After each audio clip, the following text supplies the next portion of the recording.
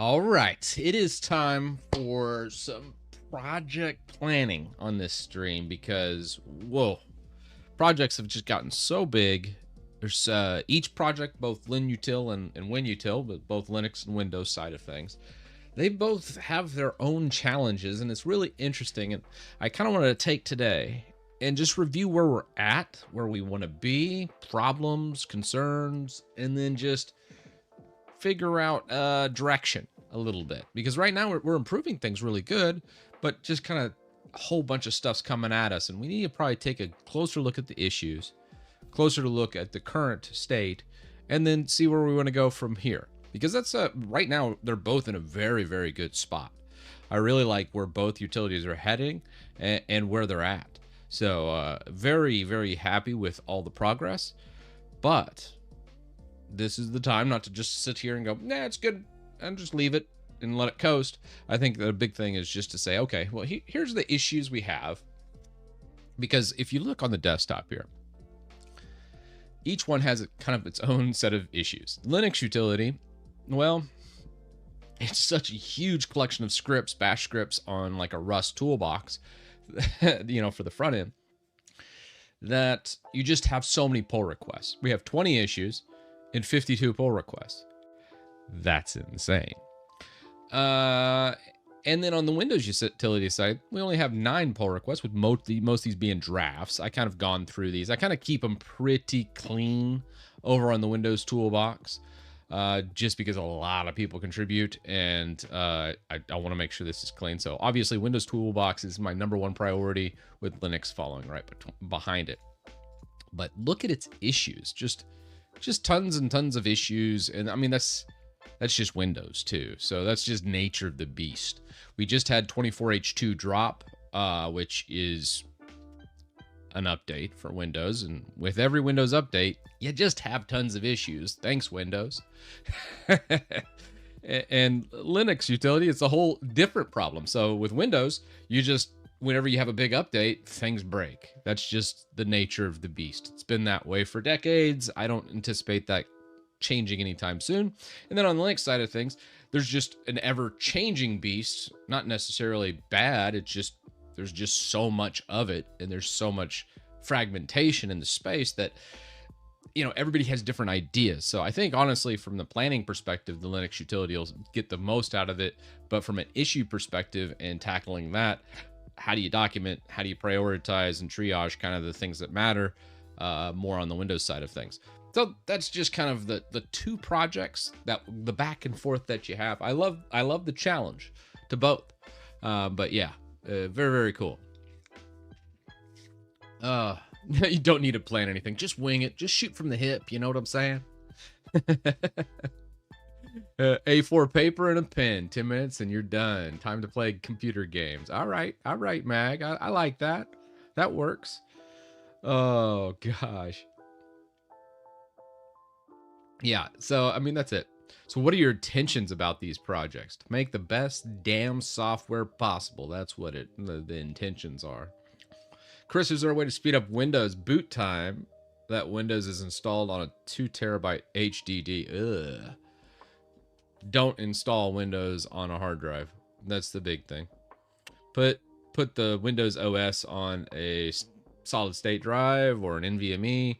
Yeah, nobody should be running Windows on a standard spinning platter these days. That just sounds like a bad idea. But yes, you're gonna have slow startup. The best way is minimize the services as best as you can. Obviously, the toolbox helps you do that, where it's not starting as many services on startup, so it will start up faster.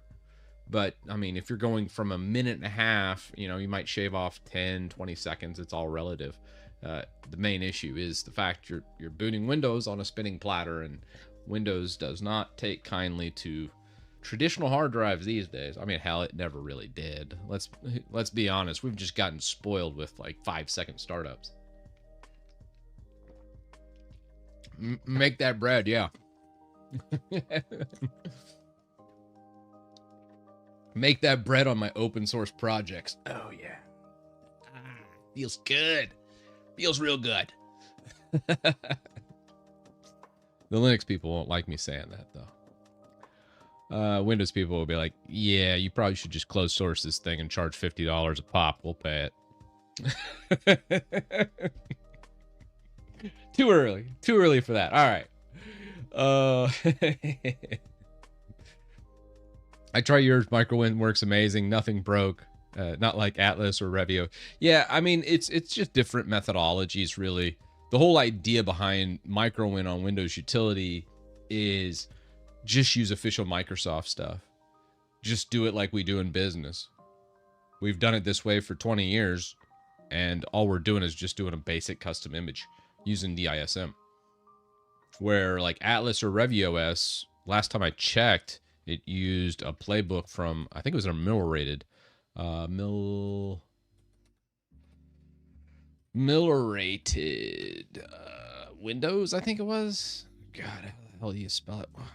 Talk about some mill-rated IO, I think it was. Yeah, so it used this. So this is a closed source deal. I looked at it, and last time I checked it, it says it's open source, but when I looked at the source code, it's just the CLI that's open.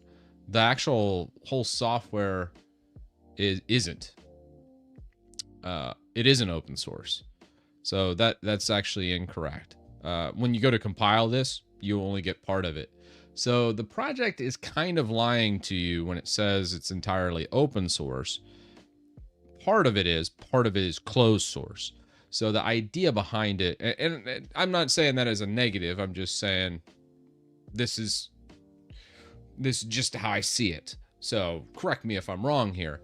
But the big thing with the playbook and the GUI, all that is locked behind closed source. And the idea is you pay for it from official thing, and they will host your playbook and say this is an official one, and then tag your playbook. So like Atlas, RevOS, they'll pay the AME Wizard people to host the playbook and then give it the green check mark. Now, last time I checked, they were only getting like $100 a month. So by no means is this like, whoa, they're making tons of money. I hope they're making like $1,000. $33 a month. That didn't change at all. Damn, really? Yeah, that's a bummer. Okay. Well, anyways, I like the idea of it, but at the end of the day, it does introduce why I would never make a playbook for AME Wizard is, frankly, they're not making much money, and I just don't trust that. If they were making thousands of dollars, I'd be okay with actually paying them money. But the fact they're only making $30 a month to host these playbooks and stuff, I mean, it's better than nothing, but at the same time, that's not much money. And I do worry about its future or future development. And then also part of it, like I said, part of the GUI is locked behind closed source. So there's just, there's that concern.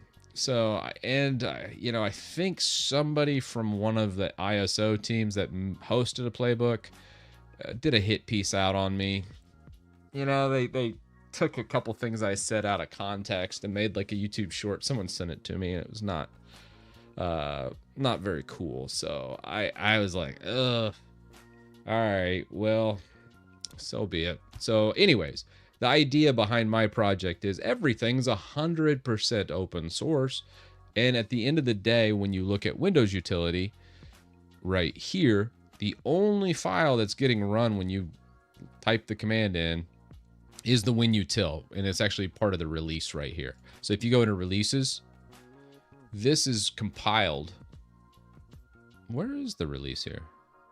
Oh, that's the draft. Here's the asset. Under here, the only thing that gets run is this one script. Everything's completely open source. Everything's completely readable by everybody, and it's there forever.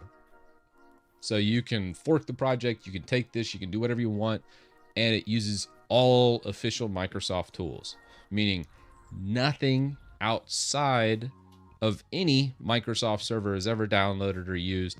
Every command I use is official Microsoft. No external modules are downloaded. Everything is Microsoft. for better or worse, the reason why I did that is because, well, I don't have to worry so much about like an infection or something like that kind of coming into that.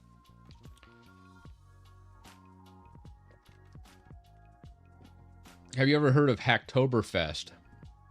No, I kind of... Wasn't that the one where they made a bunch of crappy PRs and stuff to get like a t-shirt? I can't remember. So there's going to be an update for 24H2 in Windows 11. No, we're already on that. Yeah. So like, here, I'll just launch old Windows.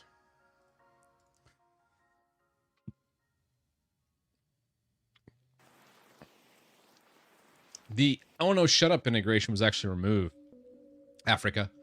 So the Oh No Shut Up is still there under the advanced tools, which will download and run, but it's not part of the essential tweaks, or nor is it run by defaults anymore. It used to be run by defaults, but I left it there just so people can run it if they want. But it's more of hey, you know you're running Oh No Shut Up by clicking the Oh No Shut Up button, but I'm not running that by defaults. But good thing you brought that up, because I do have Oh No Shut Up in there. 24H2 is so smooth. I like it as an update. Yeah, you're trolling. 24H2 is a terrible update. I've been on 24H2 for 6 months or something. Yeah. It's just another feature update. Let's not start the whole, oh, Windows made a good update. That's bullshit. We all know it. You know it. I know it. You can polish a turd as much as you want, but I mean, at the end of the day, it's still a turd. And that is every feature update Microsoft releases. There are no good ones. Yeah. I install it these days. Yeah, okay. So at the end of the day, if you're in business, you ain't doing that. You ain't installing 24H2 in your business, unless you're an idiot or just don't know any better. But that's pretty much the same thing, isn't it? Yeah, you don't install new feature updates. It is not good. 24H2 is not good. You know what you get in 24H2? You know what you get? You go to your downloads folder. Let's say you got a new zip file. 7-zip can now be opened in Explorer. RAR files can now be opened in Explorer. But guess what? Don't use Explorer to open these things, because they prefer... They just work like dog water in File Explorer. You need to be using any other tool, whether it's 7-zip, whether it's pzip, pick your poison for all of them. WinZip, man, you remember WinZip? WinRAR? Yeah. Anyways, any of those are going to do just a far better job than the built-in crap in 24H2. As soon as you start actually using it, you're going to be like, oh, well, instead of this taking 30 seconds, it's going to take me 30 minutes. I kid you not. You're going to run into some very, very big problems, man, with this. It was not put in very well. At least every time I've tested it, I've noticed a severe performance depreciation from any other title that has been out for years. So still use those third-party tools. Now, in a pinch, yeah, it's nice. At least you can read it. And if you need to grab one file from a big RAR or 7-zip, you can do it now. But is it any good? No, it's not. It's there, but it's not like, hey, I need to update my Windows for that. That's just crazy talk. But yes. Do we have it? Do we have it anywhere else? Do we have any other 24H2 things that were like, oh my gosh, I have to do it? Let's check 24H2 features. Here we go. Let's get it from the horse's mouth. What do we got? from the new 24H2. We covered a little bit last week, and we already did an update too. But let's just run through 24H2, shall we? All right.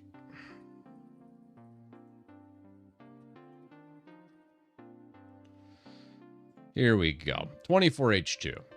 Features no longer under temporary enterprise control. No. Checkpoint cumulative updates. It's a new servicing model that enables devices running this later to save time, bandwidth, and hard drive space. Yeah, we'll see. That's probably going to introduce a lot of bugs. Features exclusive to Copilot Plus PCs. That's pretty much nobody in the audience. I guess you get probably recalls mentioned in here somewhere. What do you got? Live caption, studio effects, co-creators, auto super resolution, image. Yeah, okay. This is for the ARM-based PCs that kind of suck. Features added to Windows since 23H2. All right, SMB protocol changes, signing and encryption. SMB still sucks. I hate it, but sometimes it's a necessary evil. But if you're just a home user and you're using SMB, I feel bad for you. Use NFS instead. NFS is going to be so much more performant, and you don't really care about the granularity of like permissions and things like that. Business, that's a whole different story. We have user groups, Active Directory, all that stuff. I get SMB is needed in some implementations, but 90% of the time, I think SMB is used where NFS is more than sufficient and would be so much faster for everything. So anyways, yeah, SMB being, and security wise, yeah, SMB always a problem. Most of ransomware and stuff came over SMB during the outbreaks of ransomware in the 2018 era. After the NSA tools got leaked on the open net, all came through SMB. All right, cool. So a little more security there. Local security authority, LSA protection. Enable it on upgrade. I don't know what the hell this is. Let's see. What do we got? Core isolation. What do we got? Like maybe a spectrum mitigation or something like that. I don't know. Remote mail slot protocol. There's got to be something better here. Oh, Rust is in the kernel, Windows kernel now. How about that? Rust is infecting both Windows and Linux now. Haha. Personal data encryption for folders. Well, that'll be interesting. Using Windows Hello. One thing that I have, like one of the videos I have online that gets like the most views right now with encryption in Windows, mostly BitLocker, is BitLocker gets enabled by default on most laptop devices. If that happens to you, don't worry. All the encryption keys are stored on the Microsoft server, so you can just log in with your Microsoft account and then print out your encryption things to log into your local computer. Real secure. All right, moving on. Windows protected print mode. I hate this. SHA-3 support. Yeah, that's not really used anywhere yet, but it will be. That's good. It's added. App control for business. Nah, we'll probably not use this. We'll probably use some third-party stuff. Wi-Fi 7 support. That's exciting. I'm excited for Wi-Fi 7. I love Wi-Fi 6E. The 6 megahertz band is so much better for throughput. Really amazing. 6E and 7 is awesome. I really hate that they labeled 6E. 6E should be labeled 7, really. But Wi-Fi is, you know, Wi-Fi naming's made by like brain damaged people. Bluetooth LE audio support for assistive devices. Bluetooth's always been crap on Windows and Linux, honestly. Most audio support with Bluetooth, pretty bad on both operating systems. I think Mac actually does it the best out of all three. Sad to say, it's a rare win for Mac, but true. But it does need to be improved. Windows location improvements. Yeah, they'll be able to track you better. Shocker. Sudo for Windows. Tried this out. It's not awful. I mean, it's okay to have the sudo command. Personally, just install gsudo. It's going to be a lot better than the crap that Microsoft put in here with sudo for Windows. It's the original reason when I upgraded like 6 months ago, I wanted this specific feature of 24H2 with sudo. And at the end of the day, I just ended up installing gsudo because gsudo just does it better than this half-baked implementation from Microsoft. It works-ish. It's just not great. Better than nothing, but yeah. Enable optional updates.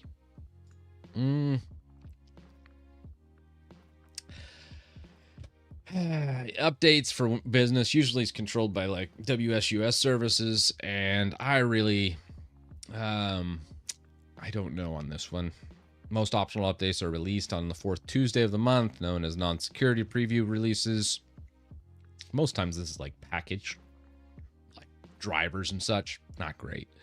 Remote desktop connection improvements. Sweet. Additional features, file features. Here we go. Supporting 7-zip and tar archives. About time. And then this, I did notice again, performance was not stellar. Third parties, still the way to go. I still, you're going to install this, but as soon as you get a big archive and you start unzipping or unraring or taking your 7-zip and extracting, it's just going to fall to pieces in the performance side of things. OBE improvement, no, this is just a straight lie. Out-of-box experience is just complete shit now. Microsoft has destroyed it in 24H2. They force accounts on you. It's just awful. That's the whole reason why MicroWin got created, was just because the OOB experience just turned to complete dog water. Just absolute bottom of the barrel, terrible user experience for every single user. It is awful. Microsoft, what are you doing? Registry editor. The registry supports limited search. Cool. Task manager. They probably broke something or made it slower. Nothing too crazy. The setting pages, redesign icon. Wow. Developer APIs. Okay. Features removed. WordPad. Nobody really uses WordPad. All join. I didn't really use that too much either. So, just some old stuff that got removed. And that's 24H2 in a nutshell.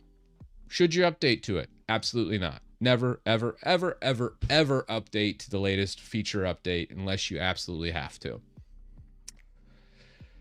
And this is 24H2 in a nutshell. I hope you guys have enjoyed it. But don't update to this piece of crap. And, yep. Look up super MS config. Oh no. What do we have?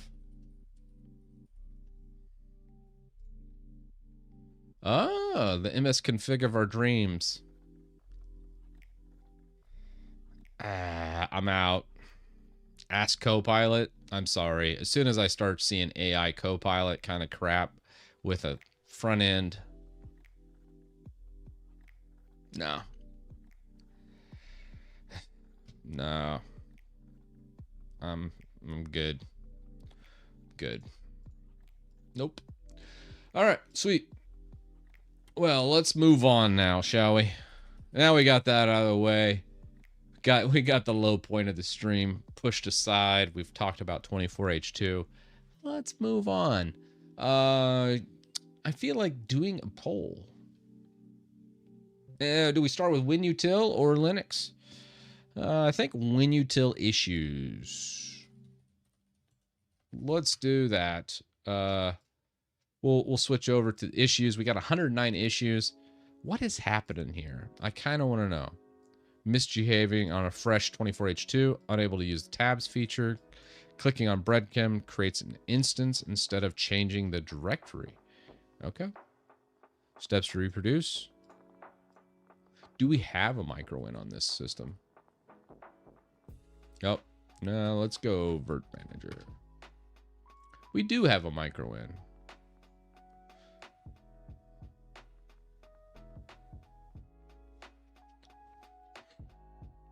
The emulator is not giving the same FPS as 23H2 compared to 24H2. Okay. Thanks, Goku. Yeah, I mean, there's going to be lots of regressions. I mean, with every feature update, you see regressions. Very rarely do you ever see a feature update that actually increases the performance of your system. In most times, you see massive step backs. One, a lot of times telemetry gets re-enabled, so you do need to rerun tools to strip out a lot of the spying and that happens in it. The second thing I'd say about most feature updates, why I really hate them, and that's why it feels overly negative by my review there, but I'm just being honest, just being real. It just typically do not give great experiences.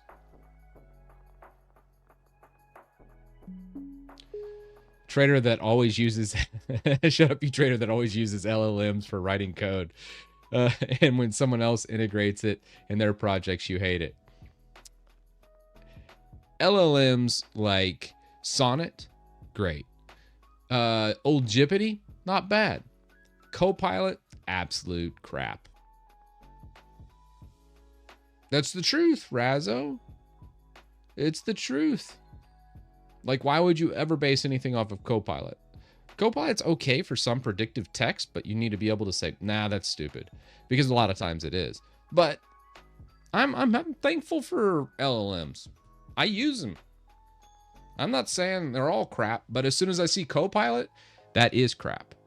And I'm going to call a spade, and Copilot is just hot garbage. Fun for some predictive text, fun for asking nonsensical questions, sure. But does it actually work? No. Does it give you good answers? No. Does it give you some good answers some of the time? No. It's mostly all garbage. It's just sitting there. I mean, honestly, here's my conspiracy behind Copilot and why it's so awful. I feel it's like that Scooby-Doo meme. You know the one. Where, here, let's pull up Edge. Another fantastic Microsoft. Okay, yeah. Yep. Let's get going. All right. Scooby-Doo meme. Who are you really? Come on. Give it to me. There we go. There's the meme. Wait. That's the meme where he's defacing him. So Copilot. Here's my theory. I think Copilot's really Cortana. I think if you ripped off the mask of Copilot, it'd be Cortana. I really think they rebranded a lot of the Cortana stuff because as Copilot came into being, right, and became part of this, all of the Cortana stuff disappeared and got renamed Copilot. Funny. So, I mean, it would explain why it still sucks. They thought, okay, well, we'll just rebrand it. Since everyone knows Cortana sucks, let's just rebrand it Copilot and maybe we'll pull a fast one on them. I think that's true. And then if you rip off Cortana's mask, it's Clippy. Maybe. In my opinion, Copilot's just a worse Cortana. Ouch. Ouch. Alex Jones of tech. All right, sweet. The juice boxes are making the frogs gay. That's me. Sweet. As long as I'm entertaining to you, that's all I care about. All right. What was this PR? I want to say they said couldn't get in here, and if you click on the breadcrumbs, go home. What was the issue again? All right, unable to use tabs feature, clicking on breadcrumbs instead of changing directory.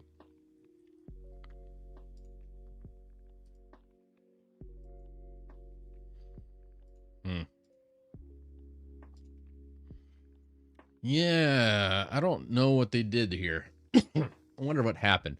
Maybe if you're using MicroWin, it's going to be a fresh install. So you couldn't have done an update or an in-place upgrade. What could that be?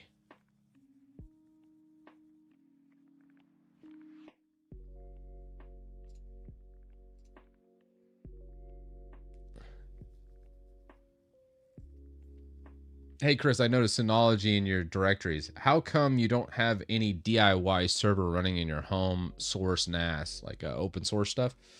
What are the advantages of Synology compared to the custom ones? Synology has a very good interface, and the benefits of Synology are more software-based than anything. The backup that they have directly into it is amazing. Active Directory is amazing. The active backup for Windows is fantastic. I also like how simple it is. It's just straight up. I just toss it in and go. Now, having said that, you do have some downsides and drawbacks. I think for the best bang for your buck is if you could build something, maybe like a true NAS, toss that on there. That would be cool. If you're conscious and in your home lab and you really want to tinker with it, that's probably the way to go for you. You're going to get more bang for the buck. You're going to get a lot more performance. However, most of the stuff on my Synology box is just straight up file storage. I mean, how complicated do you really want that to be?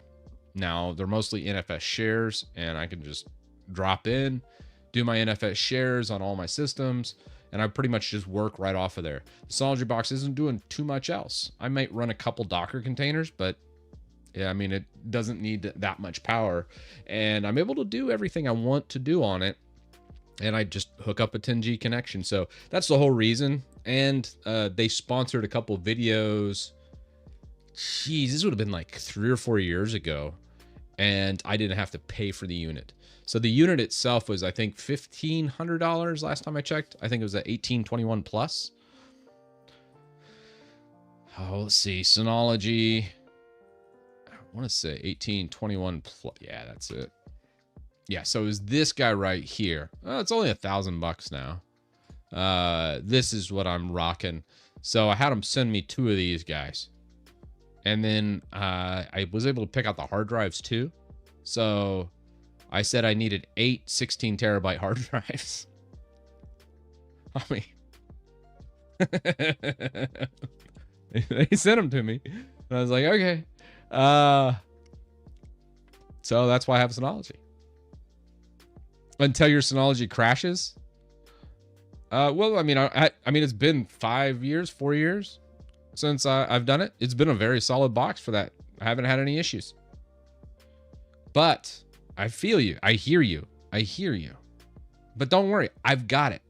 Let's say this box dies. What happens? What happens if this box dies? Well, let me show you.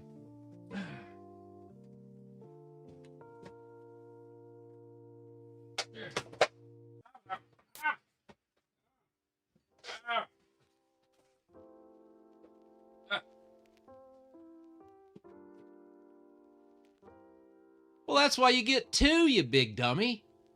So then when the other one dies, you just pop this bad boy in, and then you're good to go. You're down for like 30 seconds.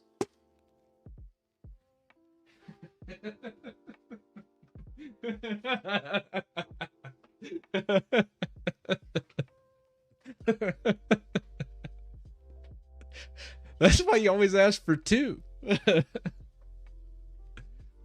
Oh.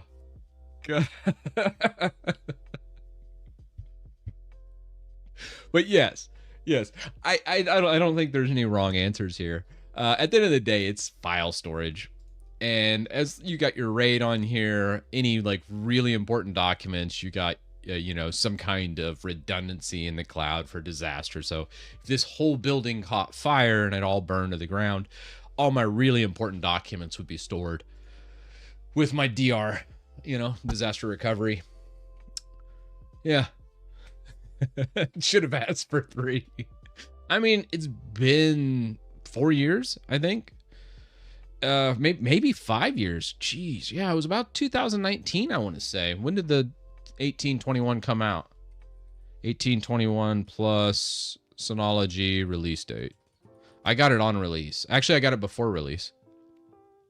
Yeah, 2020. So I remember getting this in 2020 because I had an embargo. 3-2-1 rule. Yep. 60 terabyte drives come out in 2028. What do you plan to upgrade to the new drives? I don't think I'm really only using like maybe 40 terabytes in mine. Let's check. Now that we're on the Synology wagon. Oh, geez. Do I need to log in here? I bet it auto logs in. Never mind. Well, let's log in.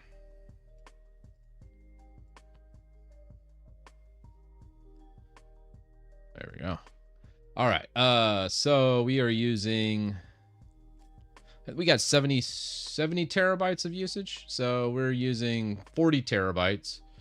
I've still got 30 terabytes free, but I also have a hot swap kind of situation. Basically, it's a hybrid RAID, but it's basically RAID 6 is a fancy term for it. If you look at the hard drives, we got these. We have this for cache. Probably should upgrade my cache, to be honest. And I usually have 2 hot spare drives sitting there. I don't want to put everything in the same pool. So like when one of these drives go out, I can pull it out, send it usually under warranty repair. I've already had one drive die. It was a Seagate drive that was in here that died on me. Shocker. And then I just take one of my hot spares, pops it right in automatically. I don't see any performance loss. And then I pull that out at my leisure, send it in. I think I took like a month or 2 to probably send that drive in just because I wasn't going by the postal office. And sent that in. Seagate pretty good about warranty repair. They sent me back a new drive. I pop that in, say, yep, prepare it for hot spare again. And then it just sits there waiting in the wings for whenever the next drive dies.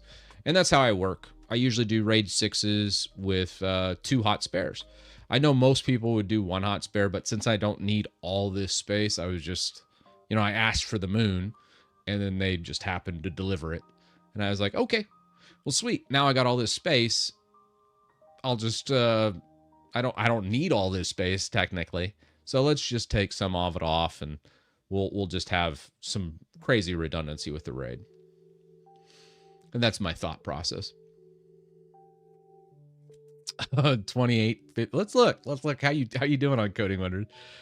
All right, 2853, the first anniversary special PR by Coding Wonders. I saw that you did the new one where you can now download the ISO directly in the WinUtil. So you've been working with, I think Drift User was the initial release of this and of the auto download, and then I think you've refined it. Correct me if I'm wrong there. And then we got RDC no longer removed. You can now perform operations to compatibility. Ah, okay. Before this change, metadata would be removed and some Selenium builds of Windows as a service that no longer happens. You can now perform these operations. Okay.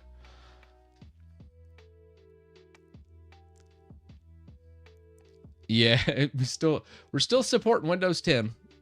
I pretty much was just like, I'm not going to worry about it. When last time I looked at it, I was just like, eh. What do we got? Volume mixer now retains the volume, application volume. Oh yeah, this was a bug actually. That's in the official Windows, I want to say. Testing has concluded thus far. A better experience. How close are we to pushing this out? Do we want to test it real fast?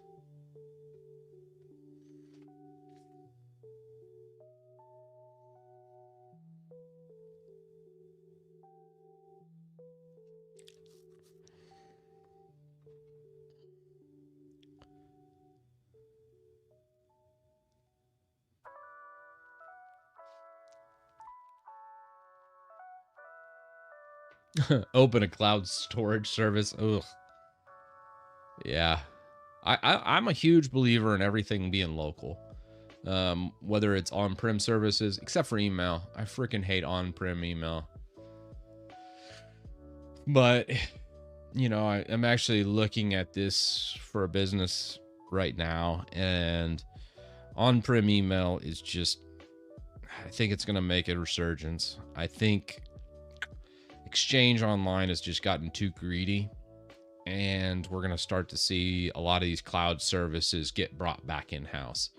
It's just the costs have overflowed and just gone wild, where back in the day when I first moved some businesses to Exchange Online, it was $4 a mailbox and damn near unlimited storage. And back then it was great, but they've just slowly made their service worse and worse, more expensive.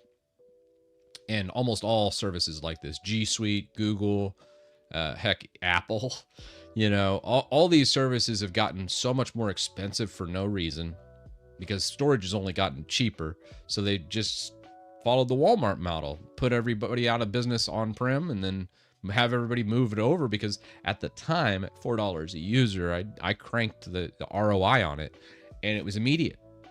The cost to run a lot of those services locally, not even counting in my time or anything, heck, it just the infrastructure from the hardware and then the actual electricity to run the damn thing was more than it cost to push it to the cloud. So back then it made sense. That's no longer the case. So you're going to start to see a lot more stuff come back on-prem. So it's kind of wild, and I'm here for it. I mean, that's like, I've always nerded out on the on-prem stuff. I've always liked everything hosted by me. And I never really, for my intents purposes, I've never really moved to the cloud.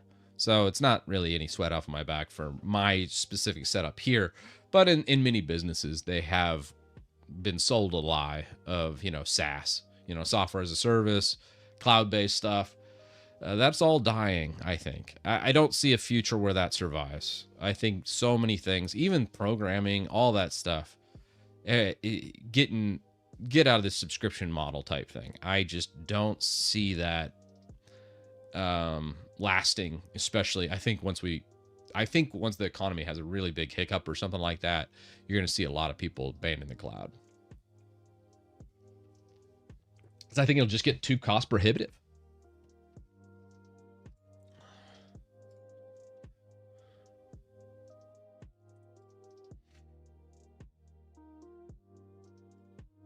All right. Anyways, yeah, no, this looks awesome. I'll get with Coding Wonders and see when we want to merge that. Right now, it's still draft, so that'll be cool. That will be cool.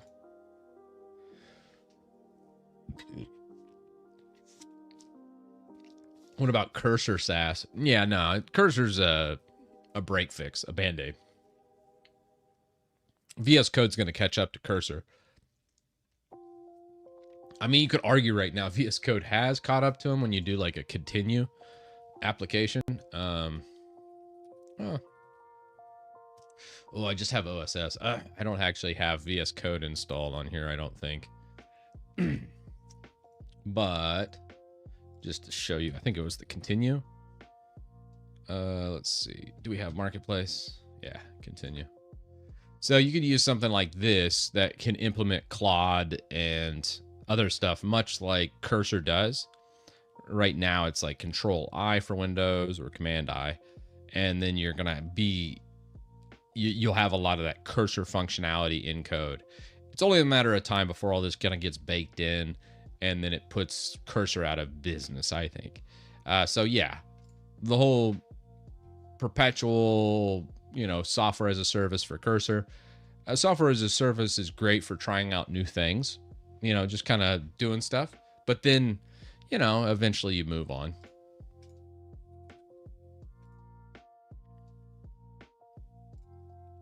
Oh, testing the 24H2? No, Cursor's still going. Cursor's still what I'm still rocking Cursor. I was looking at this bug, this report. I can't replicate that. So I don't know. Okay, cool. Yeah. I didn't see that problem even in the current iteration, but hey. I have seen this from time to time where PowerShell gets stuck when updating within PowerShell. It is a bug. That's legit. I can confirm that happens. Takes minutes to launch. What's this? Fresh install, 24H2, nothing tweak, everything stock. Does this have WinUtil? Let's look. I think this is the first run of WinUtil on this system. So let's see. We'll know if it installs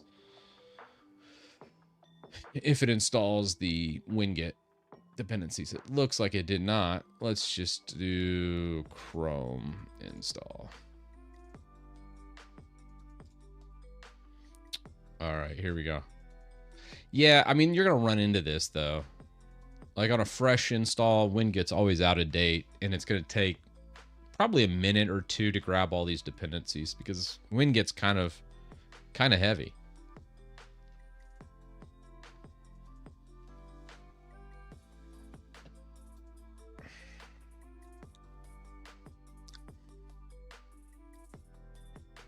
It's due to recall being disabled during the process. Now we have do a delayed. Okay. And it no longer reverts the Explorer look. Okay, good enough. Would you like to attempt? No, skip. So usually if you run into this and it fails, we could do a relaunch. We'll try and do Chrome again. Occasionally when you have to do a bunch of dependency installs to get WinGet working, you have to close out and relaunch. But let's see.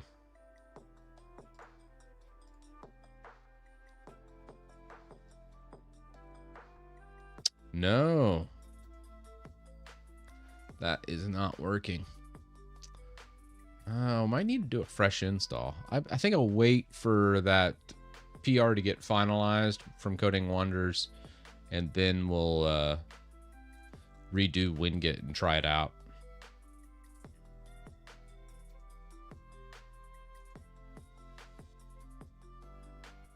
Because I think we're probably missing something here.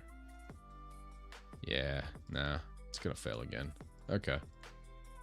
Good to know. Yeah, I'll probably just delete this one.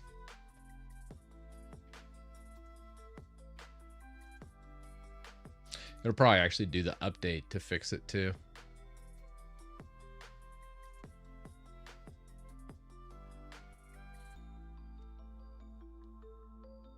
Yeah, go ahead and make it ready for reviews. Let's try it right now on stream. I know we were planning on doing some planning, but that got pushed. We got something cooler. We got MicroWin. The anniversary update by Coding Wonders. So we're gonna do that. Let's come on back here. So let's just kill this. All right.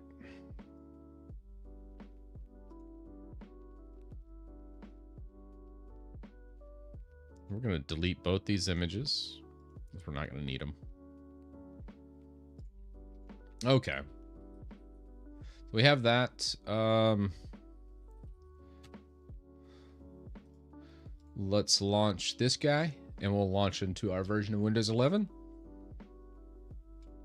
And we'll build out a new MicroWin using the new ISO. MicroWin Anniversary Edition before GTA 6.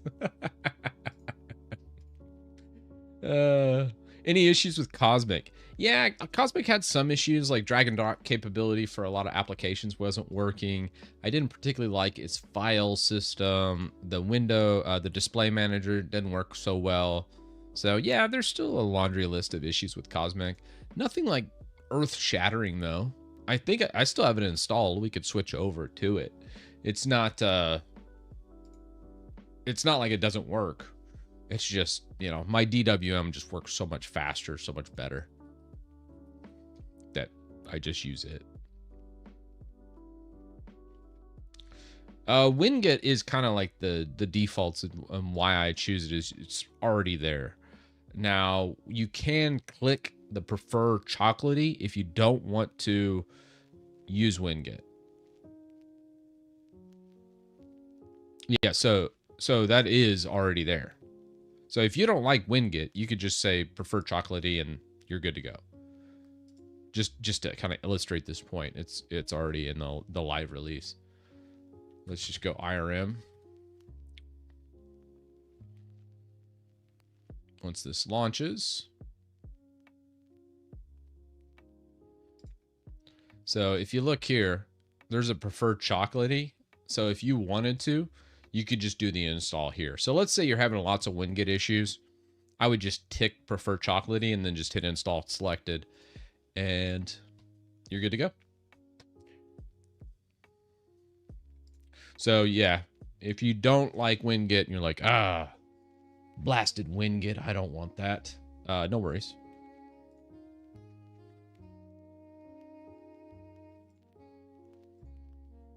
All right, let's fetch origin, and then we're gonna grab that PR. We'll pull. Come on over to origins, and we're looking for the 2853 anniversary special PR. We'll switch over to it. First thing we're gonna check is some compiles. So in our admin prompt, let's come on over to WinUtil. I'm just gonna do a compile. Let's make sure that goes. Looks good. And we're just going to run the PS1 file, and then we're going to just make microwin from here. So here's the new microwin. That looks good. Get new ISO automatically. Let's try it out. All right, here we go. So we'll just add this to our downloads. Select folder. It's busy. And using Bits transfer, nice. Bits is the fastest like CLI based transfer. You can do like WIR or even invoke res method as well, but Bits is going to be your fastest. Have you tried WinToys? Power Toys, yes, not WinToys.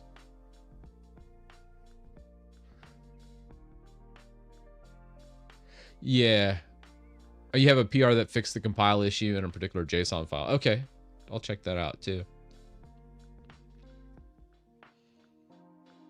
Oh, that's Fido. Okay. Bits versus rsync. I think rsync is just the king, the champion of all. Nothing beats rsync in my book. I love rsync. I need to add a newsletter to my website. How do I do that? Any ideas or suggestions? Oh, you lucky dog, Binary Bridge. I have a great suggestion. How many subscribers you got? Because I'm assuming you want to self-host. rsync or BetterFS for backup. I mean, honestly, BetterFS is going to be so much faster. None. Oh, okay. Well, I mean, you can use anything if you're just starting out, but if you get over 1,000 and they start gouging you, look up. It's an amazing piece of software. It's called Cindy. And Cindy is just such a good way to do newsletters because you can send, I have roughly, I think, 13,000 subscribers on my newsletter, and I pay $3 a month to send out my monthly newsletter. Yeah. Not Cindy with a C. I'm sorry. Cindy, like send, S-E-N-D-Y. Yeah. Yeah. Uses SES for pennies. It's amazing. Yep. It's just a standard LAMP stack, Linux, Apache, MySQL, and PHP. So you are solid. I love it to death. I didn't know you had a newsletter. Yeah, I think you can sign up on christitus.com. Sometimes I forget to send it out, though. I'm like the anti-spam newsletter. You're like, I'm signing up for Titus's monthly newsletter, and then I like send the newsletter out like once every 3 months. So most newsletters you sign up for it and they like bombard you with like four emails a day. I'm the exact opposite of that. You sign up for it and you forget you signed up for it because you only get it every like once in a while. All right, so we've downloaded a new one. We've got Windows 11 Pro. We could inject drivers from the current system. Sure. Let's just pick a couple things. We'll do subscriber. Subscribe. For the username, subscribe. Start the process. Let's overwrite this existing one. Let's just save it and replace.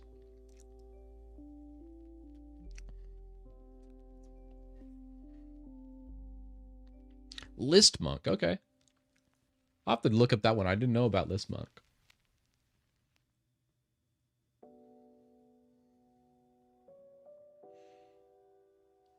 List Monk is FOSS, runs on Docker like a champ. Cindy is $69. Nice. I spent that. I have no regrets. So I love Cindy for sure. But List Monk's a great alternative if you want something completely free and FOSS. List Monk. Both very good. I just hate referring people to, like, gosh, all the, like, the, you know, 10,000 pound gorillas in the room that just dominate the space.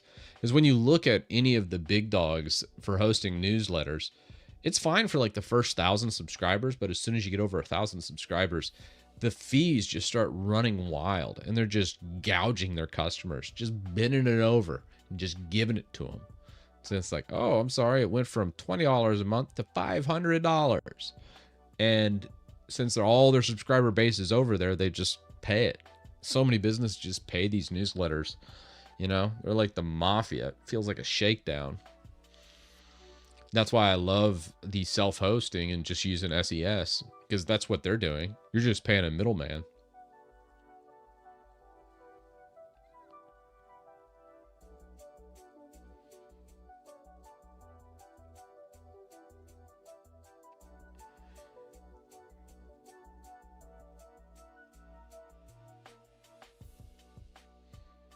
How do we find your recommendations, Chris? All these infos get lost in these lives, and it's a loss.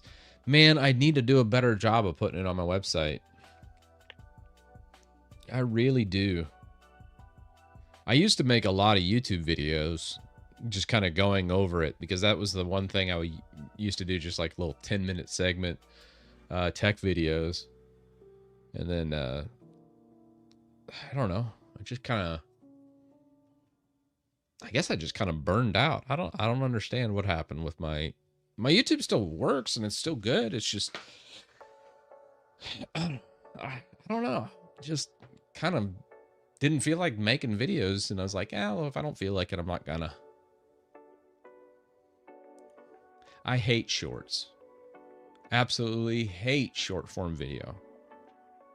Like, I made a couple, but I just refuse to do a short these days. I absolutely hate them. I should do them though. I mean, there's ways they're great for advertisement. Like, you look up Pirate Software. I refer to him as the king of shorts, because Lord, he went from like 100 average viewers on like Twitch to now he's at like 10,000 or something, because he got a short strategy down and he just hit it just right. And he's a genius too, don't get me wrong. Don't want to underplay that. But man, he just hit it so well. He was releasing a short around, I think, lunchtime every day, so he could hit the lunch break in like Silicon Valley. And dude, the rest is history.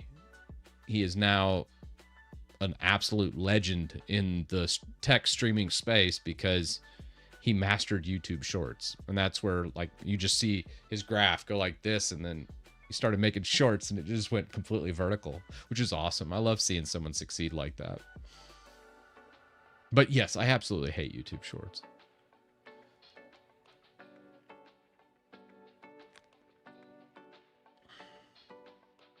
They're going to increase the length to 3 minutes. That's rich. Like, my problem with shorts too is it feels like YouTube's kind of...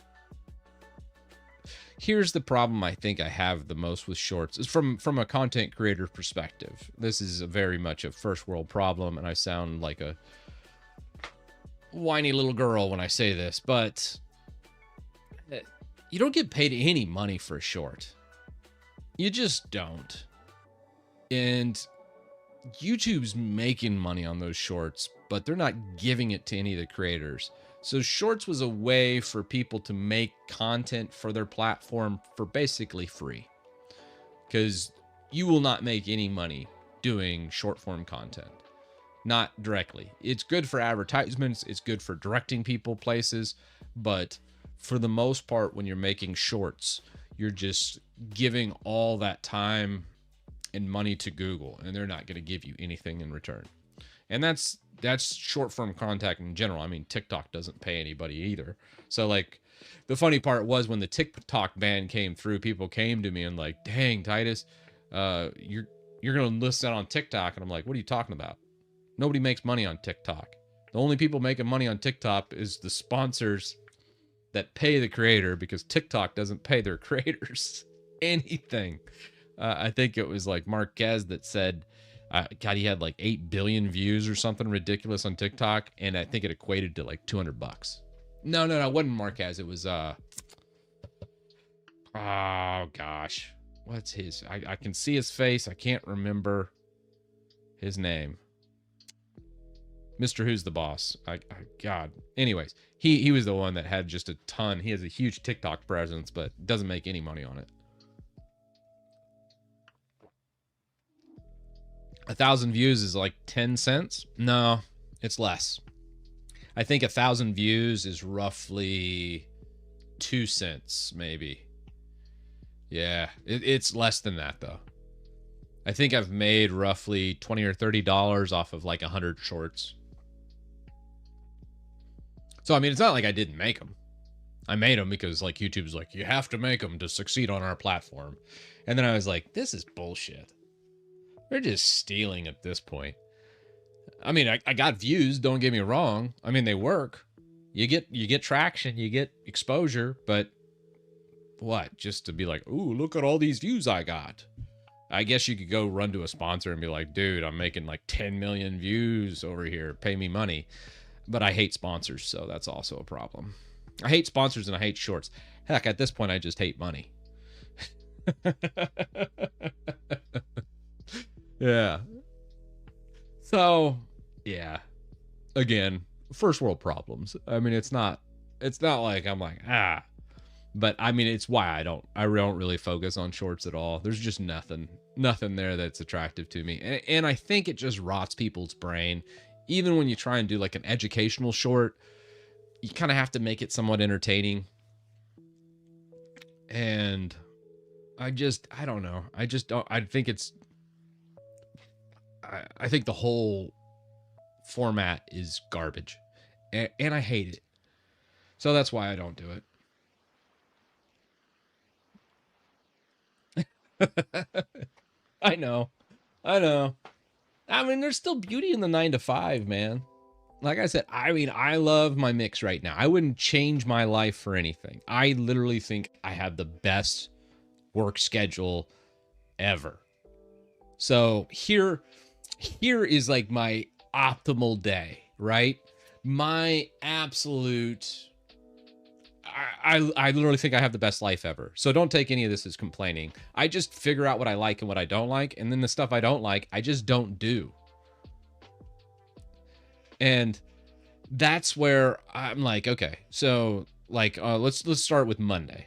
Like Monday usually starts off, wake up at 7, drop the kids off at school, then come back, kind of start workshopping, building a thumbnail, doing any edits that need to happen.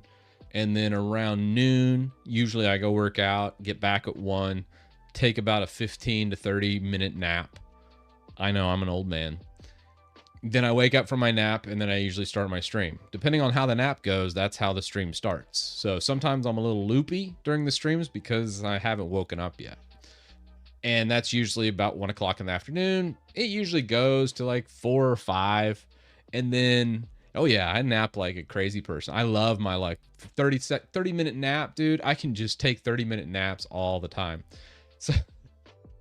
So then I do that. So then I usually go to like 4 or 5. And I get off, and then usually I'm like, okay, cool. Eat dinner with the fam, get over, maybe do some research, hack around on something new. Lately, I've been doing a lot of like building my like gaming channel and stuff. So then I usually start streaming over on the gaming channel about 11 p.m. and I usually go to about 1 or 2 in the morning. Then I pass out. And then I do all that over again for Tuesday. And then Wednesday, usually I get up 7 a.m. again and usually go into my job I've had forever. So I usually go in there for about 9 to 5. Well, usually I get there. I usually leave here 7:30, 8, but it's a long commute. So I get there usually around 9, maybe a little before. Stay there to about 5:30. Drive home, get home about 6:15, 6:30, eat dinner. Again, then mess around on the computer maybe a little bit or watch a movie or whatever. And then usually same thing, late at night, usually start up a stream, do that, or maybe research, or if I have something new going on, or maybe I'm prepping for like a main channel video, I might do that. I usually try and do all that like really productive stuff or the really fun stuff between 10 and 1 a.m. I don't know why that's like my sweet spot. So I love doing that. And then I just do my live streams Monday, Tuesday, Thursday over here, usually about that 1 to 4 window. And that works good. And then weekends, I usually try and sprinkle some stuff in there too.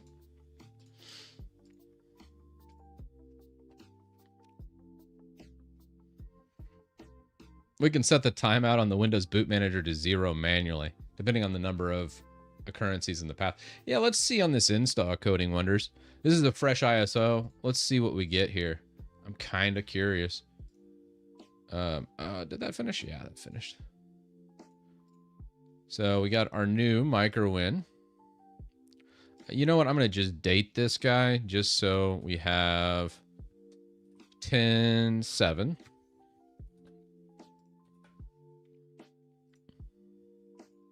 But like I said, I love my life. There's nothing I would change. Yeah, probably the... Oh, man. When it comes to... The funny part is probably the time I spend the most on from like a creative standpoint is thinking of a thumbnail. Thumbnails are what I spend a lot of time on, surprisingly.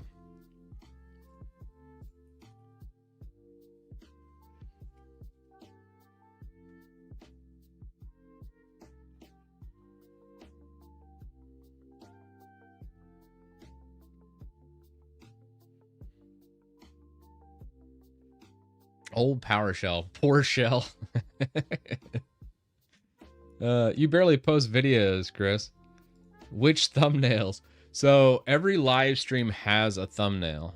So every live stream I do, whether it's gaming, whether it's here, a thumbnail has to come with it. So I actually do all that. So it's roughly 7 to 8 thumbnails a week. And that's meaning if I don't do any main channel videos. I mean, don't get me wrong. It's not a lot of work. I'm not saying I have it rough or I'm working a bunch. We all know that's a lie. I'm just living my best life here. I don't work very much. I understand how fortunate I am. So, yeah, I'm under no disillusions here, guys. I know this is just the best job ever. All the way around. I love my 9 to 5. I love what I do here. I literally couldn't think of anything more that I'd want. Money-wise, it's great. I mean, it's not like, oh my God, I'm going to go buy a Mercedes or anything or move into a new house. You know, I could do better. But why? I'm happy. Why would I take on like sponsors that I have a whole bunch of back and forth with and it stresses me out? That sucks. Why would I do a whole bunch of shorts that I think rot people's brains? Yeah, I could make more money. But at the end of the day, I have enough.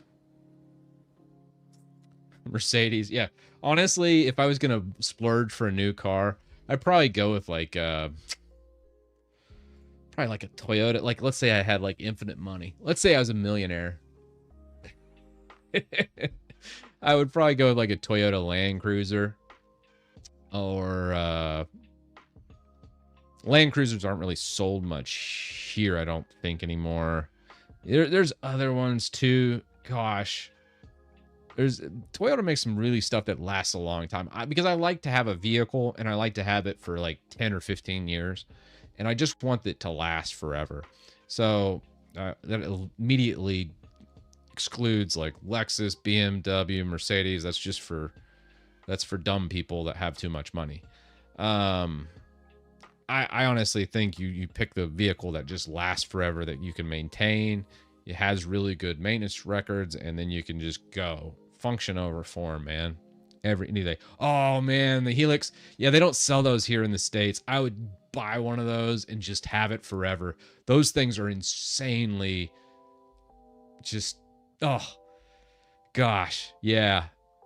I want something to last. That's all. Like whether it's a computer, whether it's a car, whether it's a piece of electronics that I buy, whatever it is, I just want to buy it and I want to be able to have it for a long, long time. And I just want, that's all I want.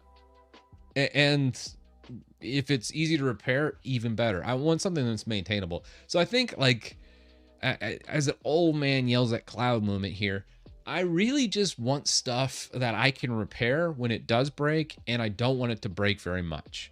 So a good example of me just losing my shit lately was I had to buy a new fridge.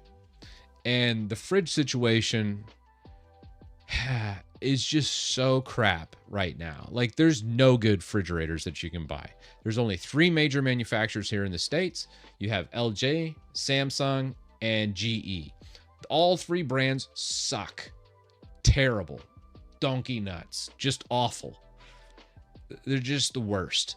Like, LGs have compressor problems. Samsungs, they put literally self-destruct devices in them that they call features, like a giant screen on the door. And all I see when I look at these Samsungs is, that's cool, but you're going to have problems in like 2 or 3 years. And GEs are notorious for having like their ice maker breakdown. And I'm like, you know what? Whatever happened to Kenmore? Whatever happened to all these other brands? They all got bought out. They worked. They lasted. They were good. And now we're just stuck with all this garbage that's just half-baked. It's double the price, and you get a worse product. I'm sorry. Anyways, that's my old man yells at cloud moment. That's just, you get one every stream. That's this one. Yeah, we need a DIY fridge. I agree. Whirlpool's GE. Yeah, Kenmore, Sears. That's what's happened. Yeah. Hey, Kenmore was good, man. They were solid fridges. Anywho. Yeah. I know. Let's refresh this. Oh, we should have some micro in. Sometimes it does sort by like lowercase here. Micro in 10.7. There we go. All right, here's the new micro in. Let's go Windows.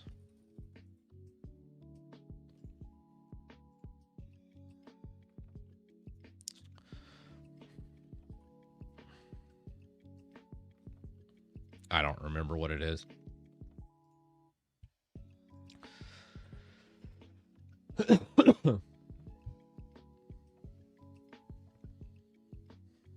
Time to make a cyber fridge. Oh my gosh, could you imagine? Cybertrucks. Gosh, isn't the Cybertruck the one that they forgot to like attach the tailgate to the chassis? So now all these Cybertrucks are like going down the highway and they hit a bump. And then I think one guy was towing a boat and the boat went through the back end of the Cybertruck because the entire trailer hitch broke off. I remember watching it on a YouTube channel that kind of went over it. It's kind of funny. Modern day tech, man. Modern day tech. Gotta love it. Nothing's built right anymore.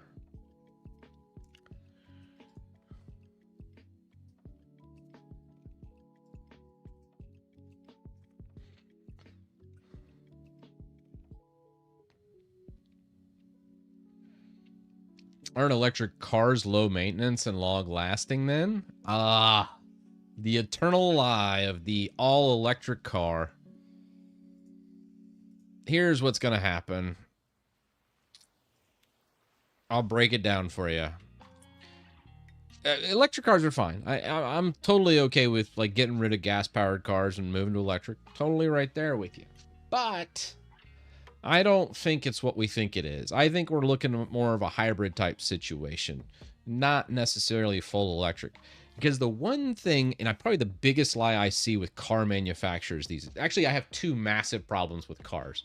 It's a separate tangent. I'm sorry already. It's a huge tangent. I hate new vehicles, just all new vehicles, whether it's gas, electric. They're lying to us. And there's two giant lies that are being told, and why I almost refuse to buy a new car right now. And it doesn't matter what car it is, they all suck. And let me explain why. The first thing with all new cars, they're removing all the knobs, right? And then just adding like giant iPads. Cool, right? Maybe to a 20-year-old. 20-year-olds are like, man, that's awesome. Look at this giant iPad I now have in my car. But here's the thing. All those little knobs, all that little stuff, well, all that was hardwired directly into those systems. So when, let's say your AC went out or your heater core went out or whatever it might be in your car, well, your car still worked. It was still fine. Or let's say the screen broke. No problem. I got the knob. You don't have that anymore. The screen breaks. You have a software update. Let's say someone does a cloud strike and pushes out a bad kernel update. Oh, brick my car. Can't start it. I mean, these are massive problems. They do it because they save money. They're not giving you any more features. They're saying, hey, look at all this new tech. We're going to charge you more money. But in reality, they're making more profit, and there's less redundancy. There's less capabilities of the thing. It's just overall a win for them. And to the average day person, they're just like, this did not work. Why does this look all different? No, okay, no, it worked. Oh well. Let's go. I don't like the new install experience with 24H2, I gotta say. So anyways, that's the first thing. That giant iPad, total lie. Everyone's just full of shit there. Second thing that's happening with the cars that just drives me crazy, and I'm gonna sound like, this is gonna sound total tinfoil hat. You might call me an Alex Jones conspiracy theorist after I tell you this, but they're spying on us. All the cars, they're spying on us. They're selling all our information, and they use these weird tactics. So you get a new car, you sign up, they sell it all to a conglomerate. I think I watched a Cold Fusion special. Maybe YouTube's not the best source for this, but I actually could check this. The LexisNexis is one of the brokers for this, and then LexisNexis turns around and sells it to the insurance companies. So your car is spying on you now. So if you have a new car, it spies on you. And I'm like, well, that doesn't sound good, does it? I think that's kind of messed up too. So I kind of want to, like, if I get a new car, I think I'm going to have to jailbreak the damn thing. I might, you could just park it in like a Faraday cage, self-built. That's an option. Track down the Wi-Fi card and break it. There's just so many options there. But the integration of like Android Auto and CarPlay and those types of things also are problematic, because a lot of times the manufacturers don't continually release its updates, and then eventually Android Auto or CarPlay pushes out a new version or something new, and then it breaks that sync with the car. And now, your car's 3 years old and your phone no longer syncs, and you feel compelled that you need a new car. Another massive issue. So, yeah, sorry. We should just relabel this stream Old Man Yells at Things at New Technology. But these are all valid points, They really are. I know it sounds crazy, but yeah. Listen to Razzo. Oh no, what'd Razzo say? Is this Windows 8? This isn't Windows 8. What?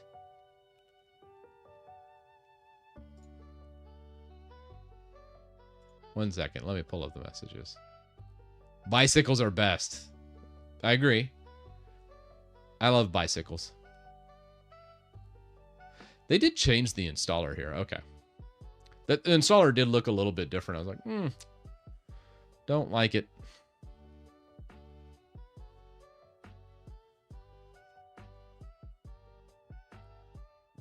Yeah, it does feel like Windows. Honestly, though, it's probably an improvement. The existing installer was nothing to write home about. But it does feel very Windows 8-ish.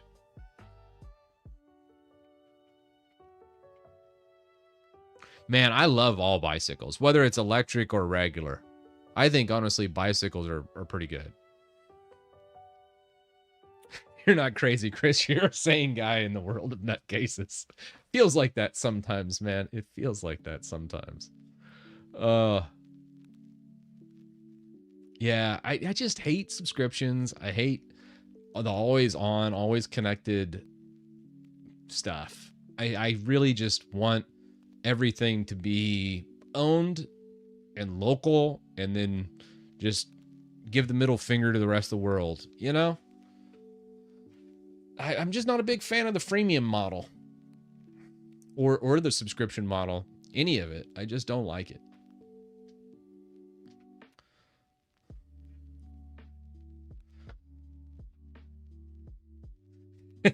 As I stream on Twitch and YouTube, and you're probably watching an ad as I talk about this. Hypocrite. It's not lost on me. It's not lost on me, but what can you do? I try to limit it wherever I can. That's my motto. You know, I don't want to just give up and just be like, I guess this is my life. You know, I like to try and limit wherever I can. But I do realize the irony of my situation. You'll own nothing and be happy. Yeah. Now watch the ad.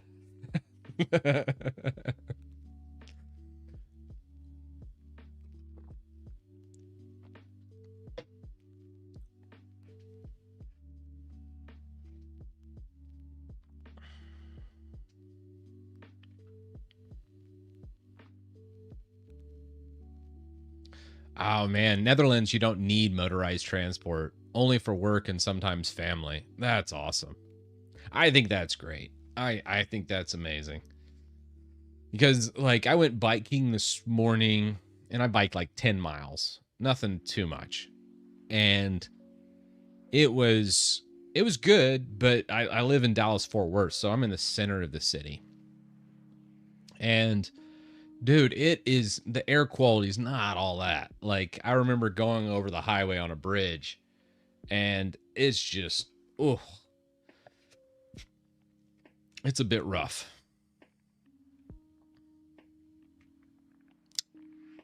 Just breathing. Because there's just so much exhaust. So I'm like, man, this would be so much better if it was the country, but you know, it's okay. All right, what do we have? We have Edge, Microsoft Store, Paint, Notepad, Notes. All right. You got your normal stuff here. And probably just go through, unpin these. Hey, let's just run WinUtil actually. I think under tweaks is probably the best spot. This is actually a pretty clean starting spot. Oh yes, let's fix the light theme. You guys are a bunch of vampires is what you are. Oh, I need to activate now.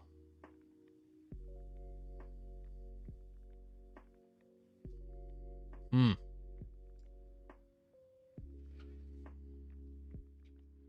One second. I cannot publicize what is transpiring right now. 1 second. Just a quick trip to the graveyard.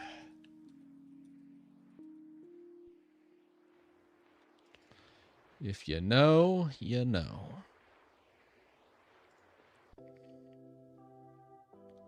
Mm-hmm. Mm-hmm.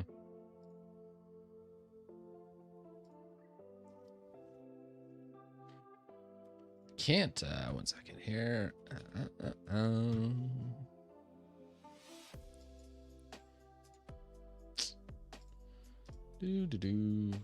man.